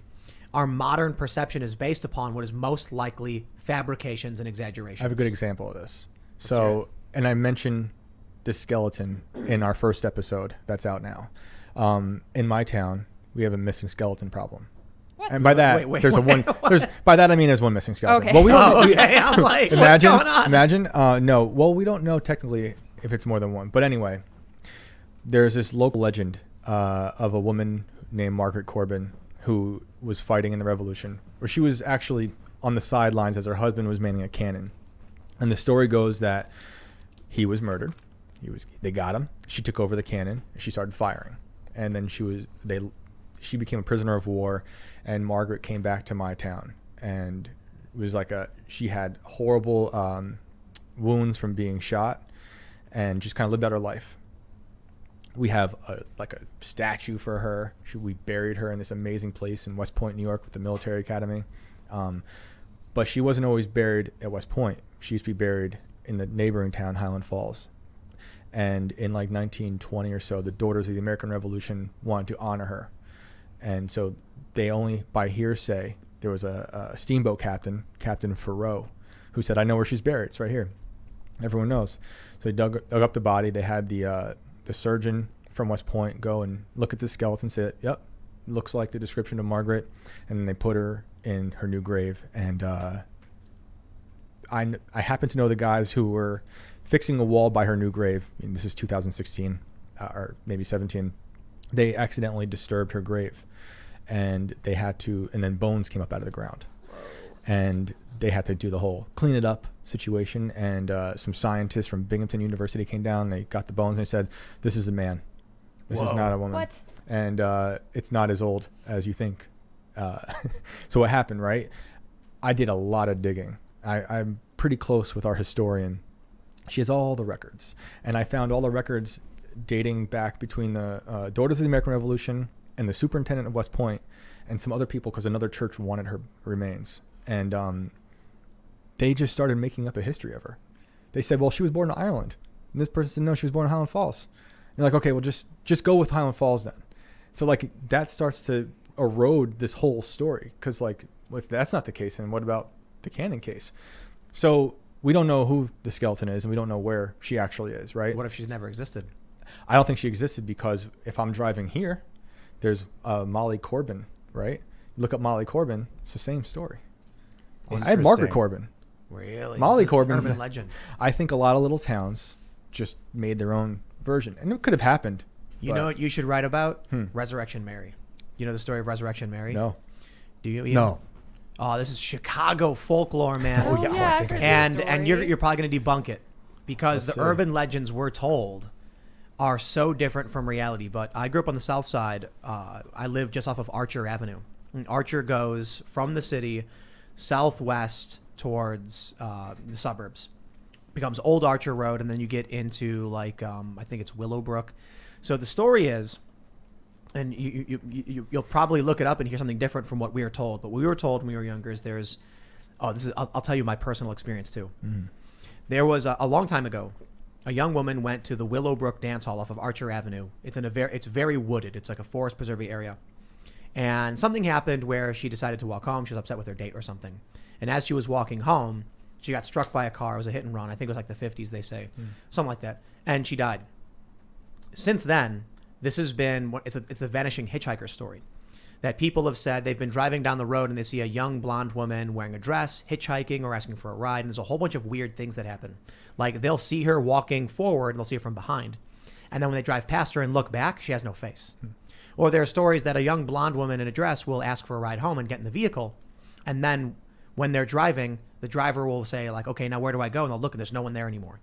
One story was that I think it was a cab driver had picked up a young blonde woman off Archer Avenue, because these stories stretch all the way into the city, and said that she said, just keep driving down Archer and I'll tell you when to stop. When he eventually was coming up to Resurrection Cemetery, which is on Archer as well, she said, here. And then he pulls over to stop, looks over and sees the cemetery and says, there's nothing here. And he looks and she's gone. Now here's what gets crazy. This part is the urban legend part, which I'm pretty sure can be debunked. But this is what we are told growing up in Chicago. That at one point, somebody who was working the cemetery saw burns like molding in the gates of the cemetery, as if hands were squeezing the gates, trying to pull them apart like they were trying to get in. And what had happened was they said, no, this is just a car, a truck accidentally backed into it and dented the bars. So we're going to get it fixed. The urban legend they tell, again, this is probably all apocryphal, just kids scaring each other, was that after they got it fixed, one day people started to notice the paint was coming off and the bends were coming back. Whoa. Like she was still trying to get in. But I'll tell you my story, man. When I started, I was in Chicago and I was with some friends, and I was like, we should actually do an investigation and ask people if there's been any sightings. So I lived near Midway Airport, and the stories actually go well past my house. And this is in the city proper. Now you got to drive it's maybe like 10 miles down Archer. It's a straight road, then it slowly starts winding. and then becomes very, very much a forest preserve. And so to hear a ghost story in a city like this, you're like, the airport's right there. You're not, but there were stories of people finding her and picking her up. So we decided we're going to go and go to the area, because there's this cafe we used to hang out at all the time called the Ashbury, which is also, they say, is haunted. Like people have been pushed down the stairs and stuff, creepy stuff. It's also in a very wooded area. So we start asking questions. And then at some point, right around the time we're digging into this, the Willowbrook Dance Hall, where the story started, burnt to the ground. And it burned to the ground in October, like just before Halloween or something. So we were like, dude, we're so freaked out. And a lot of people didn't want to talk. They were like, I don't want to be involved in this. And I was like, they probably get so much of this, people coming and asking them questions. But there's another story out of Chicago, and it's the Midlothian Turnpike. You want to know about this one? Yeah. The legend we're told in Chicago is that it's where Al Capone dumped all the bodies. And so it's considered to be like, it's called Bachelor's Grove. I think that's what it's called. It's been a long time since but creepy stuff happens there. Not just because the legend of like Al Capone would go to the bog and dump a body where it would sink, but because of those legends and the ghost stories, creepos would go there and do creepy stuff like chicken slaughtering. And there are stories of like people, like teenagers. When we were teenagers, people would be like, yo, let's go to Bachelor's Grove. And it's like off the Midlothian Turnpike. And then we'd go there. And I've been there. Scary and creepy. And they try to like trick kids into going the wrong path, so they don't actually go to it's an old cemetery. And there are stories where like people would go there and there would be like some kind of, I don't think it's right to say devil worshiper, because Satanists aren't like cloak wearing occultists, but occultists would be there like killing chickens and then spilling blood and like doing creepy stuff. So like the scariest thing about the story is not the ghosts. They say it's one of the most haunted locations in the country, maybe even the world. The scariest stuff to me was whenever like someone would be like, you want to go there? And I think I've only been there like once or twice. I was more worried about like, dude, there's going to be some psychopath here with like a machete who's like a creepy occultist waiting for some young, dumb teenagers. There's a lot of famous stories about it though, where like some photographer for the local newspaper took a picture, and when they got the negative, when they published the photo or whatever it's called, there was a woman sitting on a tombstone in the photo. And the photo, you can look it up. It's a very famous photo. Oh, wow. Dude, there's so much awesome like ghost stuff. But those two stories are in very similar locations too. So yeah, I want to go.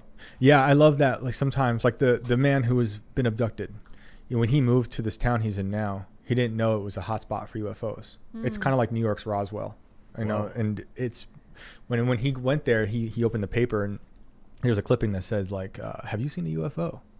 It was for the support group that he would eventually take over. Wow. But I think a lot of those places, whether or not something did happen there, they attract the energy of people who want it to happen. And it's like a weird, ghoulish combination. Could you imagine being an alien and you're like, you know, you got your job, your university assigns you to go research these 15 psychic humans to understand how they're psychic. You're explaining my life. And then, and you're flying in your saucer, and then you look down at your tracking system and you go, hey Jim, all the little red dots are coming together.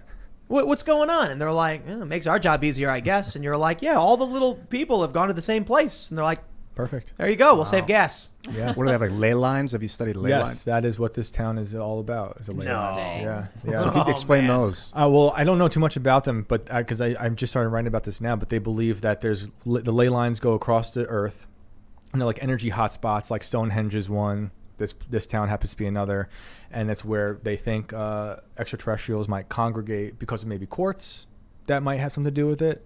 But they believe that if you look at the map of like places where see a lot of UFOs, they fall on these ley lines. And then you got the Bermuda Triangle, and then is like almost on the opposite side of the earth of the Marianas Trench, I think, which is in the Pacific. It's like the two of the deepest points. So I think what's happening is there's less land between the center of the earth and the sky in those areas that are deep. So there's more water, which is more conductive to electricity. So I think that's why you get these electrical weirdnesses in those areas. Maybe there was a story I was reading, or maybe it was just like some theories about. I believe this is true. There's areas where gravity is different on the planet. I don't know. Due to the shape of the planet. And it's like mostly unnoticeable by humans, but it's measurable. I could be wrong about this.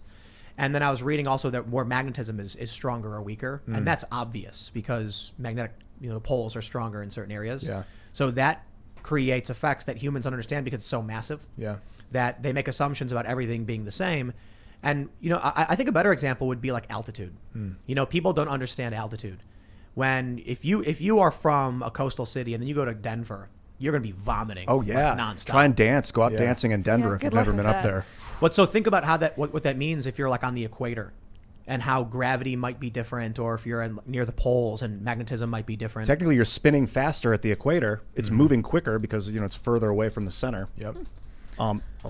No, you're making me think like people need to turn their attention more to underwater stuff. Oh yeah. The reverse of altitude. That's Yeah. where the aliens Do you see are. all those temples underwater off Indonesia? I Yes. mean, that flood nailed. And if you look Yeah. at Google Maps and you zoom out, or any map program, you see like the light blue around a lot of the landmass. That's where those used to be above water before before the water levels rose. And I Yeah. think it was at the last 13,000-year-old flood. In one of our Yo. stories that's coming out soon, sorry, real quick. On top of a mountain in New York, one of the sources of the story used to pick seashells up.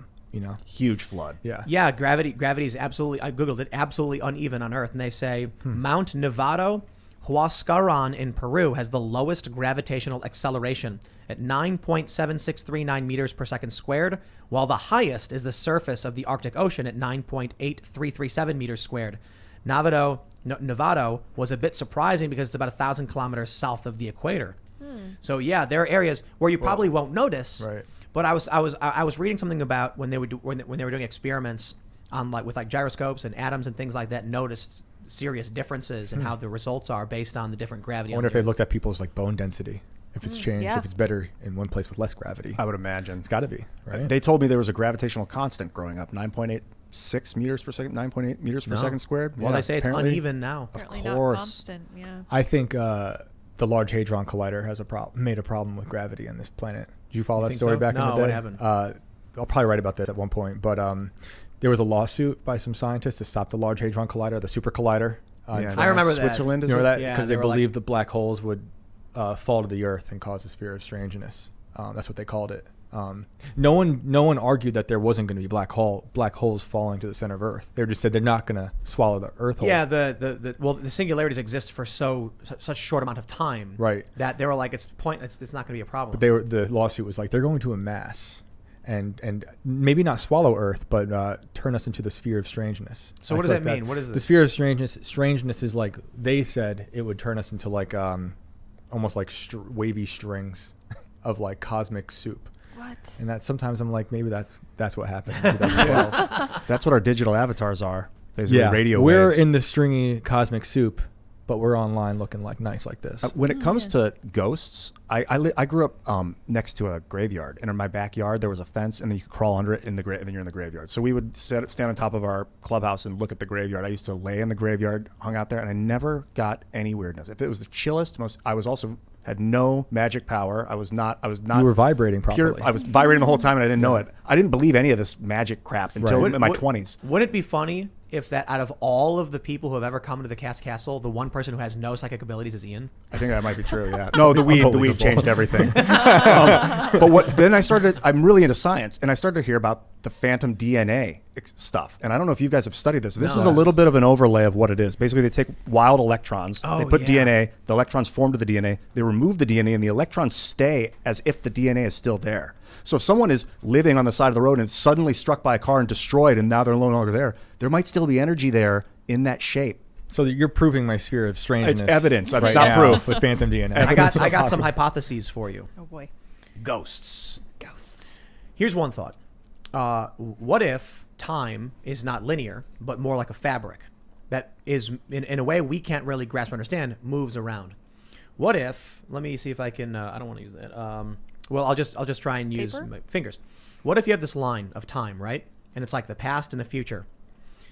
All of a sudden, as we can't perceive it, time is wrapping around and then crosses through it itself really quickly.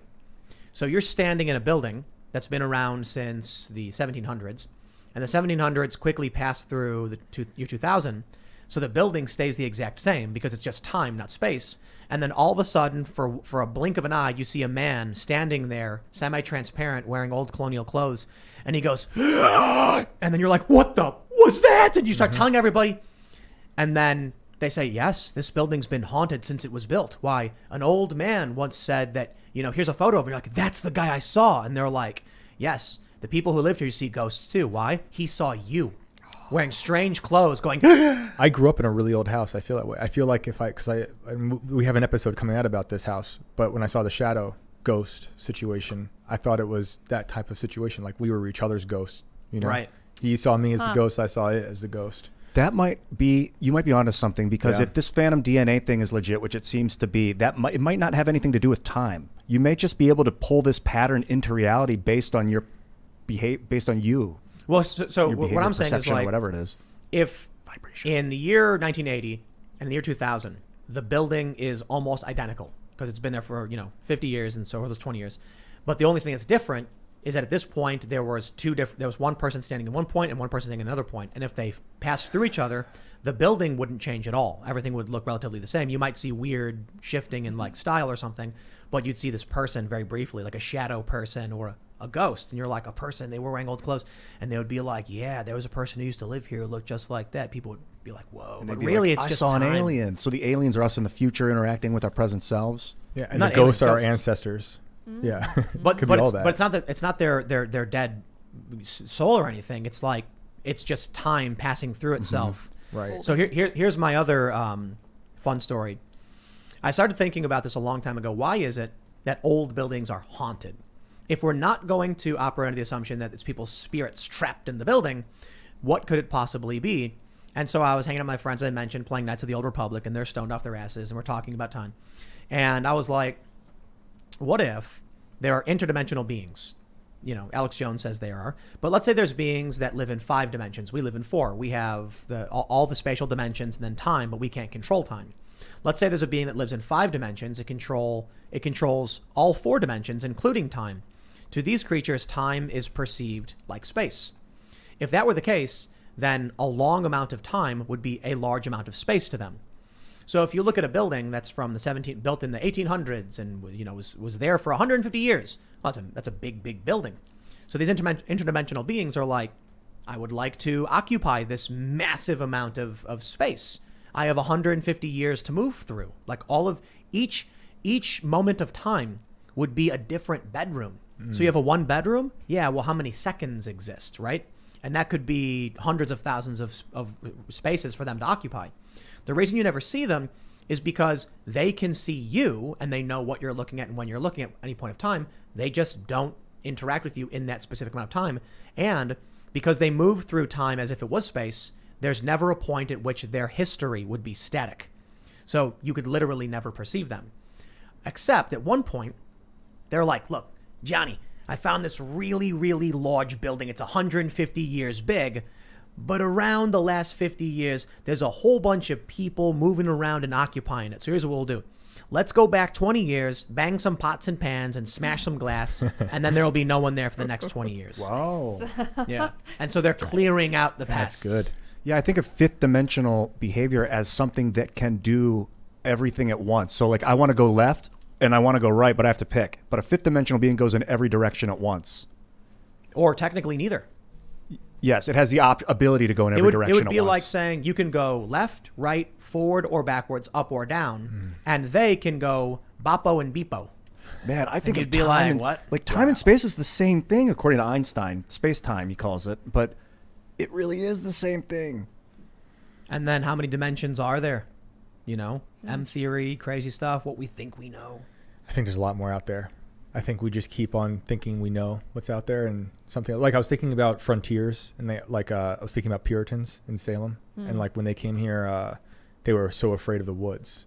It was this like wild, evil thing you have to kind of tame, and so that was their frontier, and it was populated with like myth and ghosts and demons, and we've kind of taken over woods now, and now space is our aliens, and like we don't know about it, but then we'll conquer that at some point, and then it won't be so ghoulish. And I was like, are the ghouls receding back into the shadows because there's more humans now, or are our minds just, our imaginations run wild? Well, let me ask you what you think about this. I was on my roof meditating, and I think there was THC involved, and I was just feeling my magnetic field around me and meditating, and I dropped my magnetic field and gazed out into space, and I felt the presence of a wolf man sense me and want to eat me from up there. And I feel like I revealed myself to it. Maybe it's just like I'm a Puritan in the woods with whatever we call it, like superstition, or maybe I sensed I think a maybe wolf you're animal smoking that too much. ate mushrooms, and I was definitely smoking too much. But maybe the smoking, like the DMT, can open up a portal that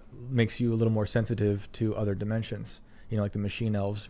I haven't met them, but I believe they're there if you see them. It's all like your reality is, unfortunately, whatever you make it when it comes to those things. Yeah, we were talking about a short story or comic about Ian accidentally mixing monatomic gold with DMT, which creates the superstructure, which actually allows him to actually transport beyond the veil instead of just seeing through In it. 2007, I was doing crazy YouTube videos, and I was connecting with anyone that wanted to talk to me. And this one guy called me and talked to me for like 2 hours without stopping about monatomic gold and DMT. And apparently that is the gateway that the ancient Egyptians would use to see. But it's all about the not colloidal gold. You need the monoatomic because that goes through the blood-brain barrier and together. I was talking to someone Sammy, who what's heard up, of like, dude? the mystery. Have you heard of like the mystery schools or mystery colleges? No. I was talking to someone about she said she had witnessed one mystery school where they open a portal and they bring beasts through it, and she said she saw beasts, like other interdimensional beasts Bees. or bees. I was like, that sounds Maybe good. I misheard. No, it was like she said it was like a big dog type thing that they just unleash, and there's people unleashing these beasts through like a Stargate is what I envisioned. The Did canine. they have rings that went over 2 fingers and they would go like this? I should ask. No, I thought that I saw the Ghostbuster dog that takes out Rick Moranis. Oh yeah. What was that thing? I don't remember that. Was that in the second one? I think No, it was the the first first one. Yeah. Oh yeah. Yeah. Those things when the Zool? statues came to life. Zool's Yeah. dogs. Yeah. That was good. Was, so what do you think? It's like wolves started eating mushrooms on another solar system, and then they were the ones that gained thumbs and sentience.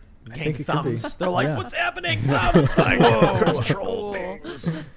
I don't know. I think what you saw could be real because you saw it. It's like when people tell me they see Jesus in a pancake. If felt they it. believe in Jesus and they believe they saw Jesus in a pancake, then they saw that. So Who also, am I? one of the stories I often tell is about this guy I knew who was like just like a crust punk drug addict. And, when I met him, he was a devout Christian who lived in and worked in a church and did community stuff and like youth stuff. And he was a skater. And he said that one day he was in the woods and he was like partying and he was drinking and doing a bunch of drugs. And he went to go take a leak when all of a sudden he felt and heard this powerful voice from within him say, "Why are you doing this? You need to stop and fix your life." And he like freaked out and was like, "What's happening to me right now?"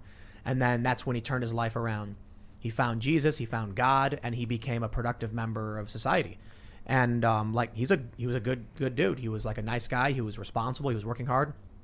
And I was like, I'm not religious, but I was like, you tell me a story about someone who's on the wrong path, and then they have this moment, and it makes their lives better. It makes them happier. It makes them more responsible. It makes them a positive, individual. I'm like, that's a good story. Mm-hmm. But also, I thought about it somewhat differently. I was like, have you ever seen the documentary "What the Bleep Do We Know"? Yeah. That's good. I It's mean, weird. You should I see think it it's, though. I think it's got a lot of crackpot stuff in it, but they do some things that I think are helpful for people's perspective. He talks about flatland, a universe of only 2 dimensions, where people can only move left, right, up, and down. They have no concept or left, right, front, and back. They have no concept of up or down. We, with up and down, look down on them and can see everything. So he says, imagine there's a flatlander living in their home, and you then look down over their home in a dimension which they don't even know exists. And then you speak and you say, "Hello there, little flatlander." But your voice goes right into the middle of their being, and they hear your voice coming from within them, and they're like, "What is this? Are you God?" And you're like, "No, I'm in a higher dimension." And then you can look in their house and say, in your closet is a coat and a pair of shoes. In your kitchen, I can see. And they're like, "You see everything. You're omniscient." It's like, I just experienced a different dimension than you. So when this guy told me that story, I was like, dude, that's just like the story in What the Bleep Do We Know about the 2-dimensional beings. Mm-hmm. Maybe it was an interdimensional being. Maybe angels and demons Right. are interdimensional beings. I think it depends what your proclivities are, right? Like my alien abductee friend, if he was maybe leaning a little more religious, he could interpret that as, being taken into another realm, like heaven or something, right? But then I think of like the prophets in the Bible, they all were looked at as crazy people. Not all of them. Some of them were like dirty, crazy. They kind of sounded like schizophrenics. Yeah. But they were plugged in to what the word of God was. And also, supposedly the word of God would tear you to shreds. So your Yeah. voice coming down to someone, they can interpret as that. Like in Dogma. You ever see Dogma? Oh, a long time ago. Alanis Morissette is God, and when she talks, "Oh," and then it Exactly. explodes. Another interesting phenomenon of flatland is if you put a three-dimensional object into the two-dimensional plane of flatland, they only see a circle. They only see like a thin, like Part of it. they don't see, and so it's like cross-section. seeing a shadow. Yeah, it's like seeing a cross section when we see Well, these light things and The, stuff. the way they explain it's very simple. If you had a balloon and it's completely round, as it enters the two-dimensional space, what they'll see is a ring slowly expand Like and then an slowly MRI. shrink. Yeah. Like exactly like an MRI. Like an MRI, yeah. Yep. So imagine what that would look like in a third dimension. You would see an object balloon out and then collapse. Oh, and that's what happens with infrared light. One time I woke up from a dream and my phone was like at eye level, and I saw the infrared light go into the phone. It was real distorting, and then I felt my brain kind of twist, but it was like it was contracting. It looked like it was contracting. This is really interesting in Interstellar. They see the black hole or like the wormhole, and he's like, it's a sphere, and they're like, what's a hole? In three-dimensional space, it would be a sphere. It's like that's crazy for us to even try and think about. Yeah, the perception is what's going to change. Once we get access to other dimensions or going to space, human perception will change and the way people think. Oh man, be there's totally so different. much crazy stuff to talk about in this regard. Like in Star Trek, for instance, the problem I've always had is, and someone super chatted this saying that, in my ghost time theory, I'm forgetting that the solar system itself is moving, so the house is into the same place. And I'm like, no, I get that, but maybe it's time in a small pocket. But anyway, in Star Trek, for instance, if you're on a planet in a different part of the different solar system where the planets are moving at different speeds, time dilation would mean there could be infinitely different speeds occurring between Earth and those planets. No, I shouldn't say infinitely, but like dramatically different. And so that's something they don't factor in. They say, oh, because of warp speed, time dilation doesn't affect them. Yeah, but a planet that's moving at, X, kilometers per second versus Earth at Y kilometers per second will be experiencing time very differently, and time will pass slower or more quickly for one of the other planets. And regarding to what that guy said about the solar system moving, so the house is in a different area, if firstly the phantom DNA thing might just be able, because what I notice about electrons, they seem to be able to spin down and disappear and reappear in another area. They'll turn into subatomic particles. So it's like, it's not that they're moving, but it's like that the vibration is no longer vibrating there. Now it's vibrating here. And I think that it might have to do with three dimension. It like attaches to the third dimension. It doesn't really matter where it is. Yeah. Let's go to Super Chats, and we'll take some questions from the audience. If you haven't already, smash that like button. Thanks for hanging out on this Friday night. And become a member at timcast.com. And don't forget, in the description below is the YouTube channel for the very new Tales from the Inverted World. It's going to be amazing because there's going to be books. There's going to be the podcast. There's going to be the member hangouts where people talk about these crazy ideas. And so you'll definitely want to subscribe to that and check it out if that's what you're into. Let's read. Harry Toe says, please have your animation team make a fight between Joe Rogan and Jenk. Pretty please. If you guys are listening to the show right now, get in the private chat and just let Kent know, unless Kent you're watching, that take some audio clips from the Young Turks and from Joe Rogan, and then Give me a off the top ropes Cenk Uygur at some point. All right, Rebel KGF says West Virginia or New Hampshire. What do you guys think? I think West Virginia. West Virginia. I like the warmer. The more south, the better for like me. the I'm not warmer. really into the politics. I know it's landlocked, but Yeah. I'll take West Virginia. But it's a good spot because it's not too hot, not too cold. New Pretty Hampshire gets temperate, cold. Yeah. And way earlier. Right. Yeah. Like I like it down here. I'm very happy down here. But I think if people are interested in the Free State Project, obviously New Hampshire. Yeah, that's interesting. Depends whether Definitely. you like snow. Jeremy McDude says, to opine on your show segment on secession, we don't need to secede. We just need state governments to do their jobs and take back power from the federal government. I the agree. states know their people more than elites in D.C. Yes, I agree as 10th well. Amendment. Yeah, 10th Amendment says if it's not in the Constitution, then it defer to the state. Exactly. So what they've been Always. doing is they're like, hey, it's not in the Constitution. Let's add it. Right. But what it should be doing is just deferring to the state. All right. Iceman Heat Boy says, love you guys. You talk a ton about being healthy. If anyone wants a great personal trainer in the Baltimore area or check out some good workouts, visit MalFit Life on YouTube. Keep up the great work, you guys. Very Rock and cool. roll. My resting heart rate's around 55. Oh, that's Yeah, awesome. That's good. A healthy young Apparently man. that's Oh, like your really good. watch measures it? Yeah. Can yeah, I yeah. wear it for like 20 seconds and it'll measure me? We have one downstairs you can just go grab. Nice. Yeah. Going in. Yeah, so like doing the show, my heart rate goes up a little bit because obviously it's like there's some energy, there's some workout here. When I record, this is funny, when I record my normal segments, and I talk really fast, and I'm all like, it tells me I'm working out. That's Yeah, funny. it's like workout awesome. detected. Perfect. Yeah. Wow. But when I'm just like, earlier today I was chilling and eating lunch, I'm like averaging around like 55, which is good, I guess, right? That is Yeah, good. that's Yeah, good. It That's should be perfect. 40 though, shouldn't it? No, 40 I don't know, is that very, sounds very I thought it was low. like 70 Yeah. to 111. What's like the best? The best, okay, so if you're super fit and healthy, we were watching a patient one time and his heart rate kept going into the 40s and we thought he had a complete heart block, and it turned out he was a super fit biker dude. Like all he ever did was ride his bike, and I was like, he is just super healthy. Wow. Every Wow. pump of his heart is like incredibly powerful and it needs like, to do less. Boom! Yes, exactly. It's very cool. 55 is great. You're fit. Yeah, wow. I was stoked on that. It's Yeah. been sitting down. I've been skating almost every day now. Yeah. Do you notice if you eat, does it Eating speed up? better too. Yes. Oh, so Eating better is way better. But if I eat bad, I can you feel can it. feel it? Definitely. Yeah. If you drink, you smoking can too. really feel it. Yeah. So smoking anything really. Yep. Yeah. It's that carbon. Yep. All right, let's see what we got. All right. Tecumseh says, Yuri Bezmenov said, quote, "Have you ever heard advertising to tell you to consume less? Not to be a horseshoe theorist, but consumerism can lead to big government as well." That's a good one. They go hand in hand. They never tell you to eat less. Although I did see a commercial today on Fox News for a company that's like, we used to be known as a tobacco company. Now we're a tobacco harm reduction company. No. And I'm like, that's weird. Reminds me of that scene in Iron Man when Jim Cramer's like, Stark says they're not going to make weapons anymore. That's a weapons company that doesn't make weapons. And then he smashes the mug or whatever. That's funny. Yeah. Justin Bell says, I work for one of the largest grocery distributors on the East Coast. We are 300 understaffed, 5 to 6 day weeks for over a year, so burnt out. Oh, my man. gosh. And Wow. people are quitting Yep. because they're like, yo, I can't do this. That's a vicious Or they're getting cycle. fired. Yeah. Yes. All right. Shedrick Staley says, first time super chat and Army veteran. Do you believe that anyone except veterans that have seen war will have the courage to stand up and pull the trigger when tyrants come to the streets? I think Antifa would go nuts. I think they'd be doing all sorts of insane violence. And I actually think veterans and people on the right would be the more tempered ones, less willing to use violence. Yeah.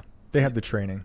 Because like standing up and pulling the trigger is not disciplined, not necessarily disciplined. If you want discipline, yeah, I think the military, ex-military is going to know how to stay cool under fire, know when to use it, when not to use it. Yeah. All right, let's see. Frankie Twofinger says, Tim and Ian casually mentioning that Star Wars blaster bolts move slower than regular bullets and then moving on like it's nothing really did a number on me the other day. Perception is It's everything. true, though. Now we know. Yeah, I think what has anyone ever measured the speed of a blaster bolt? No, we got to do it though. It's probably like 500 feet per second. Like it's fast, but you can see it. You know Right. what I mean? True. Yeah. Not that fast. Yeah. James Garlick says, speaking of gold, fun fact, all of the gold in our solar system are remnants from the iron core of the supernova predecessor to our star and solar system. Also, this is why we have an asteroid belt and the Kuiper belt. Oh, cool. Wow. Yeah, I think that the sun at some point experienced what's called a Z pinch, which is where there's like a high velocity or something of energy buildup, and then there's a static discharge, and then it just spewed 28 planetoids out, and then they all started ramming into each other. And Jupiter and Saturn have they have more heat. They're giving off more heat than they're taking in from the sun. So they're like the leftover star pieces or something. Huh. That's good. I had Really no fascinating. idea. Yeah, it's Interesting. crazy. Dakota Dad says Dr. Robert Lanza wrote 3 books on something he calls biocentrism, which states the universe and reality exists because of human consciousness, not the other way around. Quantum physics for evidence. I've heard a lot of that.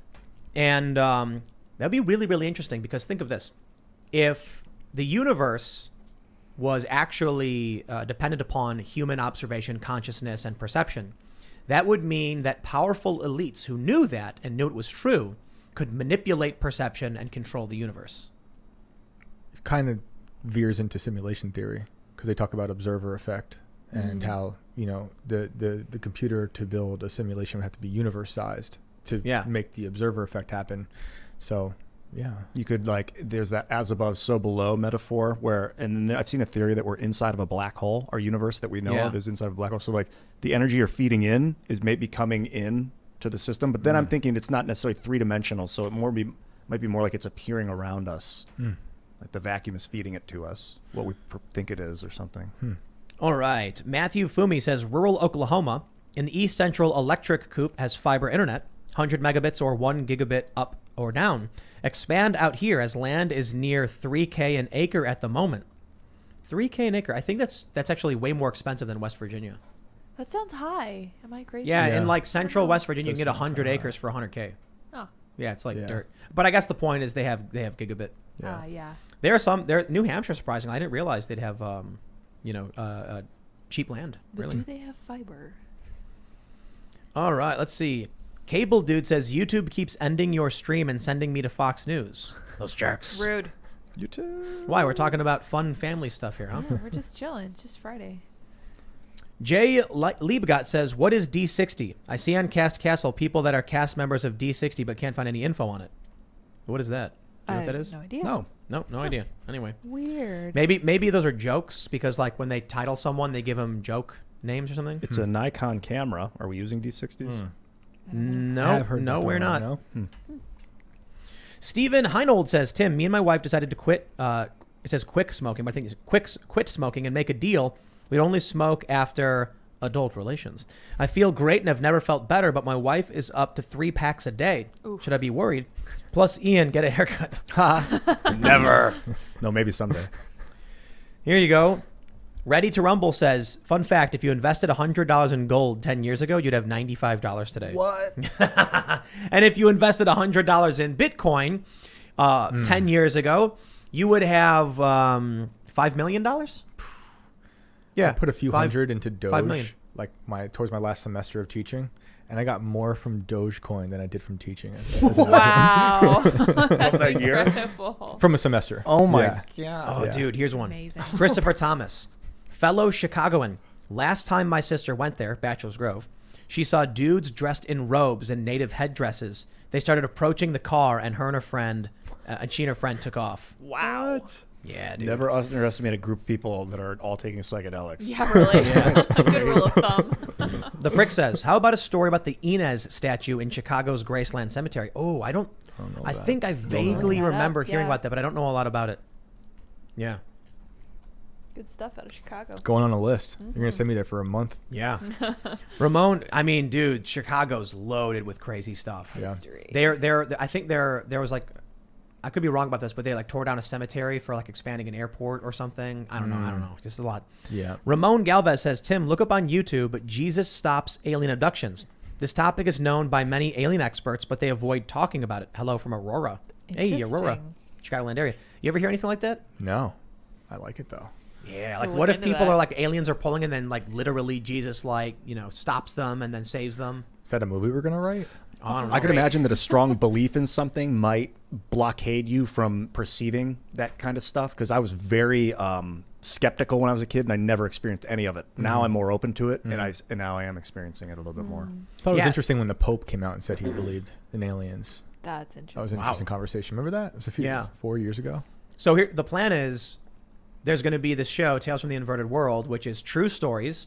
Shane's a bit of a skeptic, but it's going to be like, that's what makes it great, is because, you'll come out and say it if it's not true.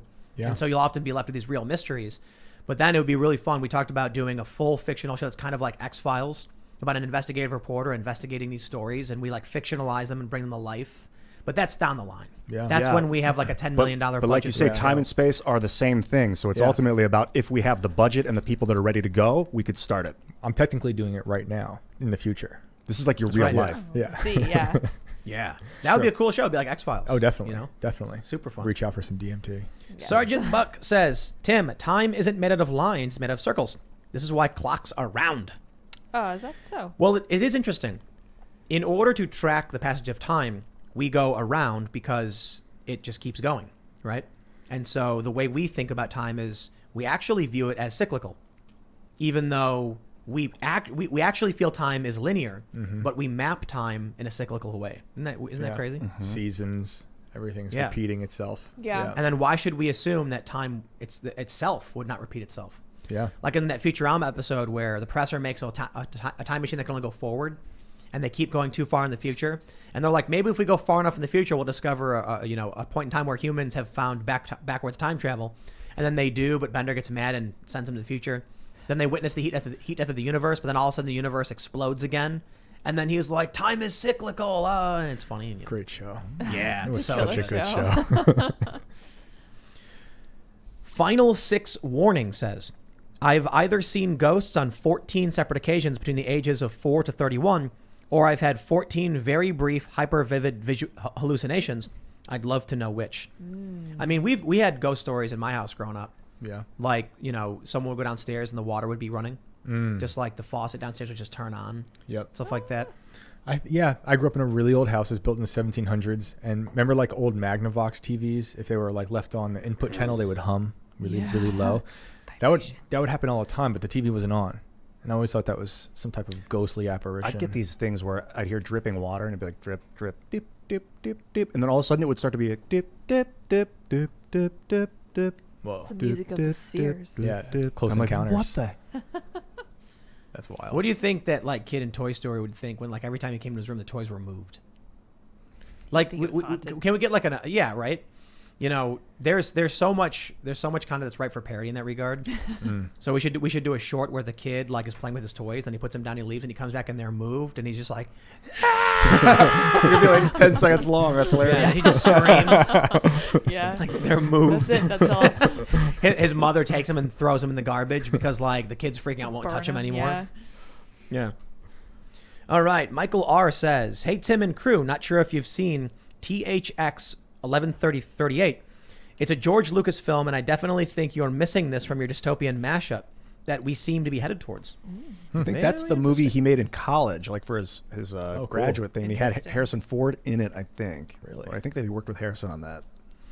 Chris Quiet says, "Long hair hippie has taken too many drugs. I can't stand hippies, but Ian is a good guy, so I have no animosity to him, but I want to detox him." I'll give you a little behind the scenes knowledge. out I for actually ya. haven't taken that many drugs. I smoked a lot of weed for like 15 years, but I've only taken LSD like 10 times in small doses.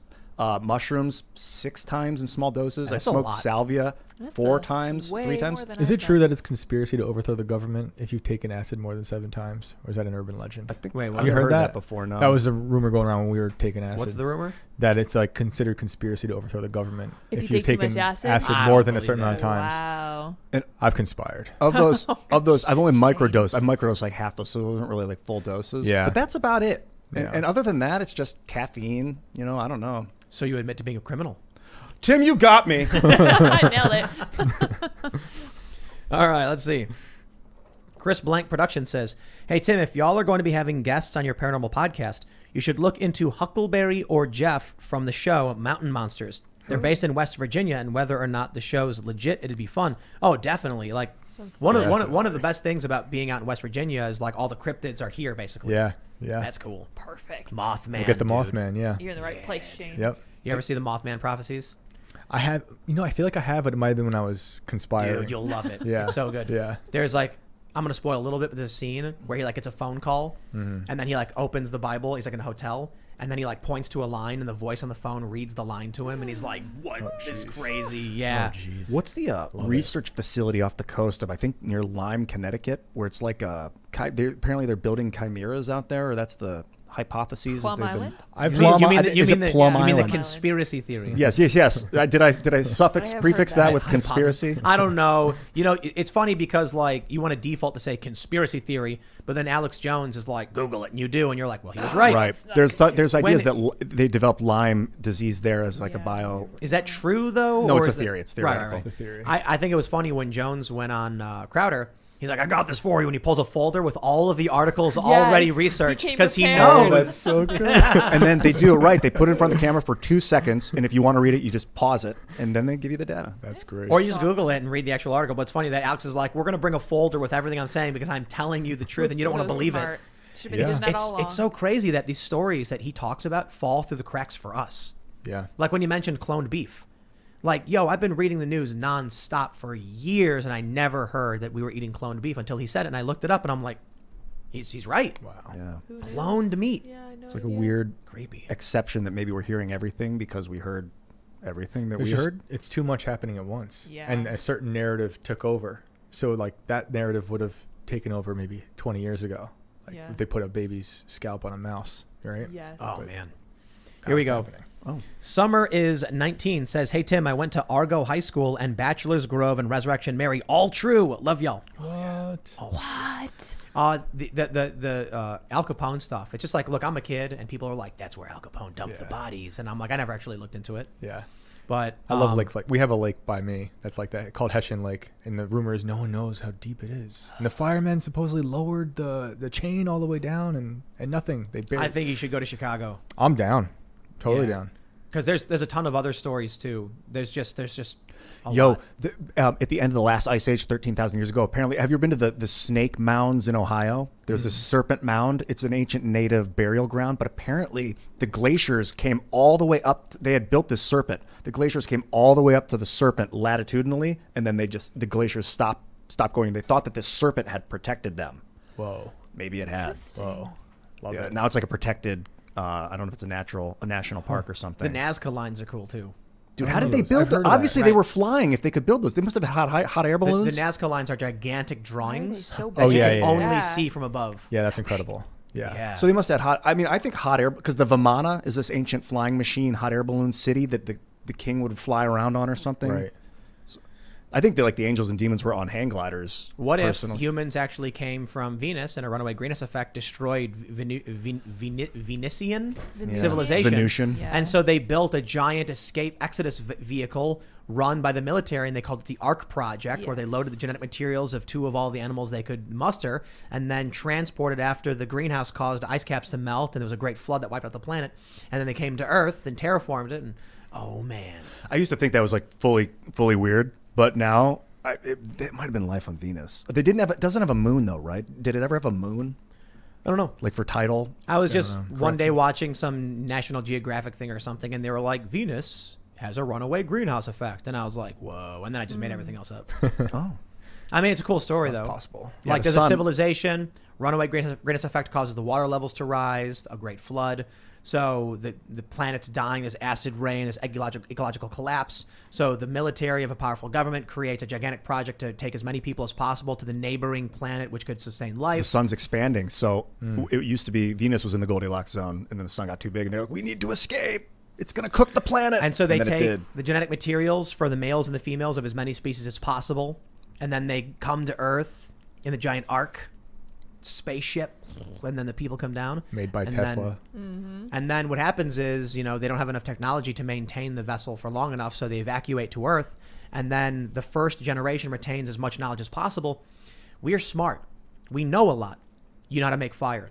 You can probably figure out some really basic and rudimentary things, and certain things are possible, but you don't know how to make them. You know radio waves are possible. Do you know how to get the metal to make electricity in a radio wave? Not off the top So of what my head. happens is after the first generation, the kids have never seen it before. And they're just told these stories of magic. And then by the 3rd and 4th generation, the first generation of survivors from the Ark Project are long gone, and all they have is a book telling them the basic rules of how to survive. Don't eat pork.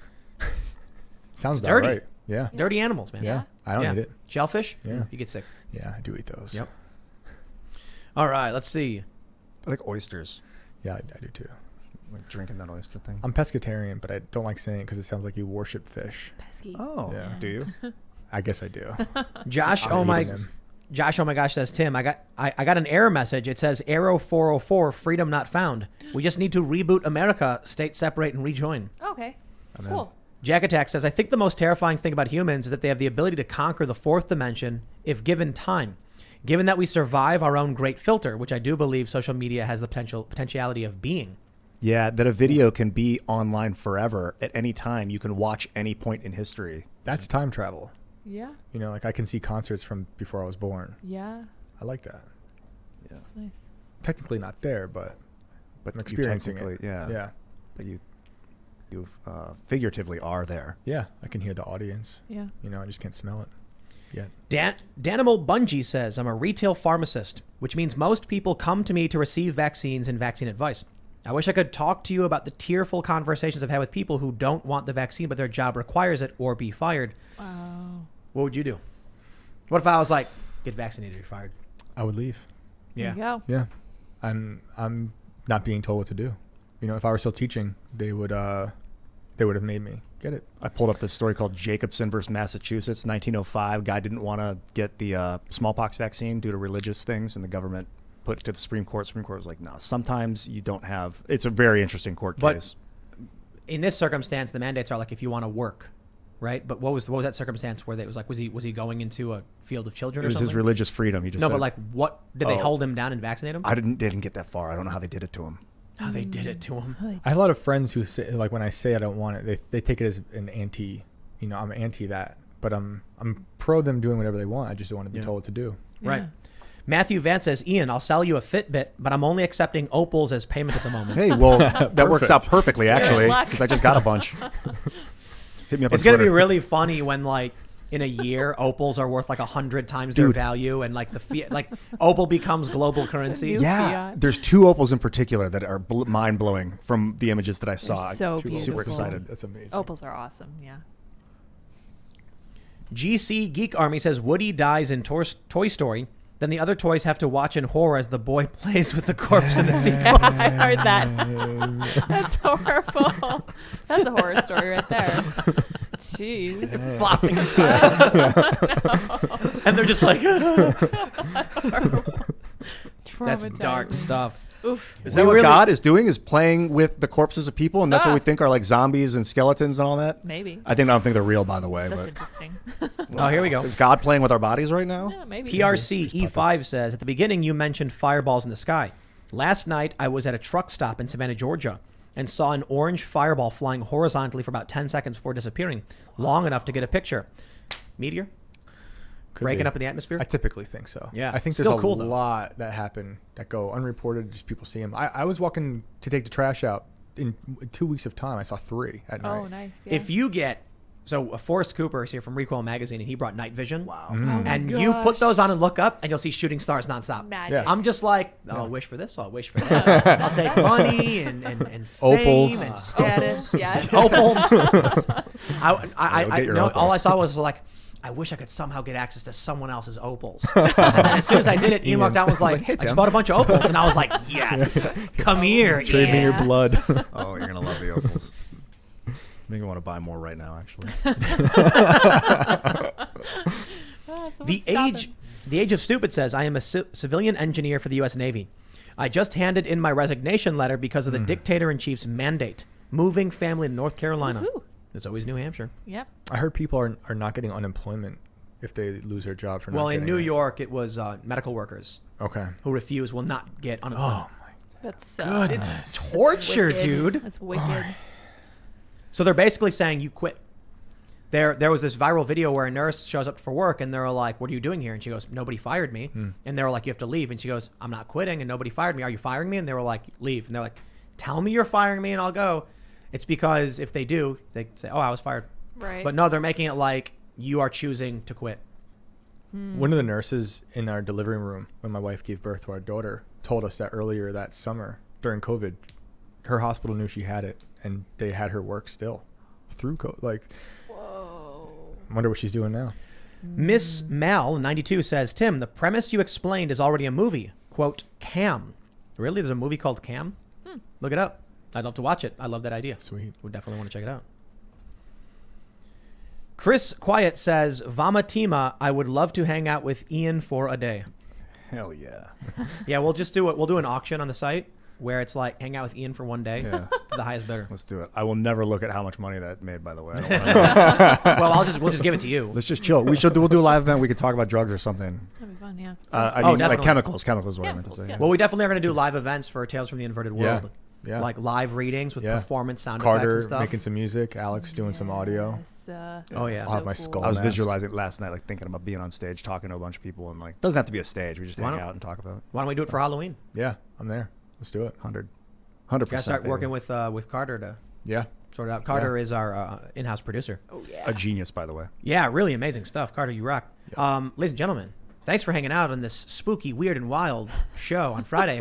In the description below is the link to Tales from the Inverted World YouTube, where you can just search for it, subscribe. More episodes to come. We're aiming for like one a week, but we'll see how it plays out. It's just it's going to come as it goes, and then we're going to have the hangout sessions at timcast.com, where you can watch an episode. You can listen to an episode, not watch. and there's cool sound effects and the stories being told by Shane. And then perhaps people have more questions. Perhaps there's parts of the story they want to dive in depth on and Google some stuff. And so that'll be like a longer form conversation, which is more like this, but weird and wild. And that'll be at timcast.com. So sign up there. Don't forget to check out youtube.com/castcastle, the other show we started doing, because we are ramping up like crazy. The Green Room is next. And then there's a cooking show. And then there's a board game and Dungeons and Dragons show. We're working on a whole bunch of stuff. And we want to do sitcoms and skits too, because it's about building culture so that your values comes out in non-political ways. So don't forget to like this video, subscribe to this channel, smash the like button. You can follow me at Timcast. You can follow the show at Timcast IRL. Would you like to shout anything out, Shane? Yeah, I'll do a few things. I'm a co-host of Ready Slow with Sean Strong. It's a podcast once a week. You can catch us talking a lot of smack.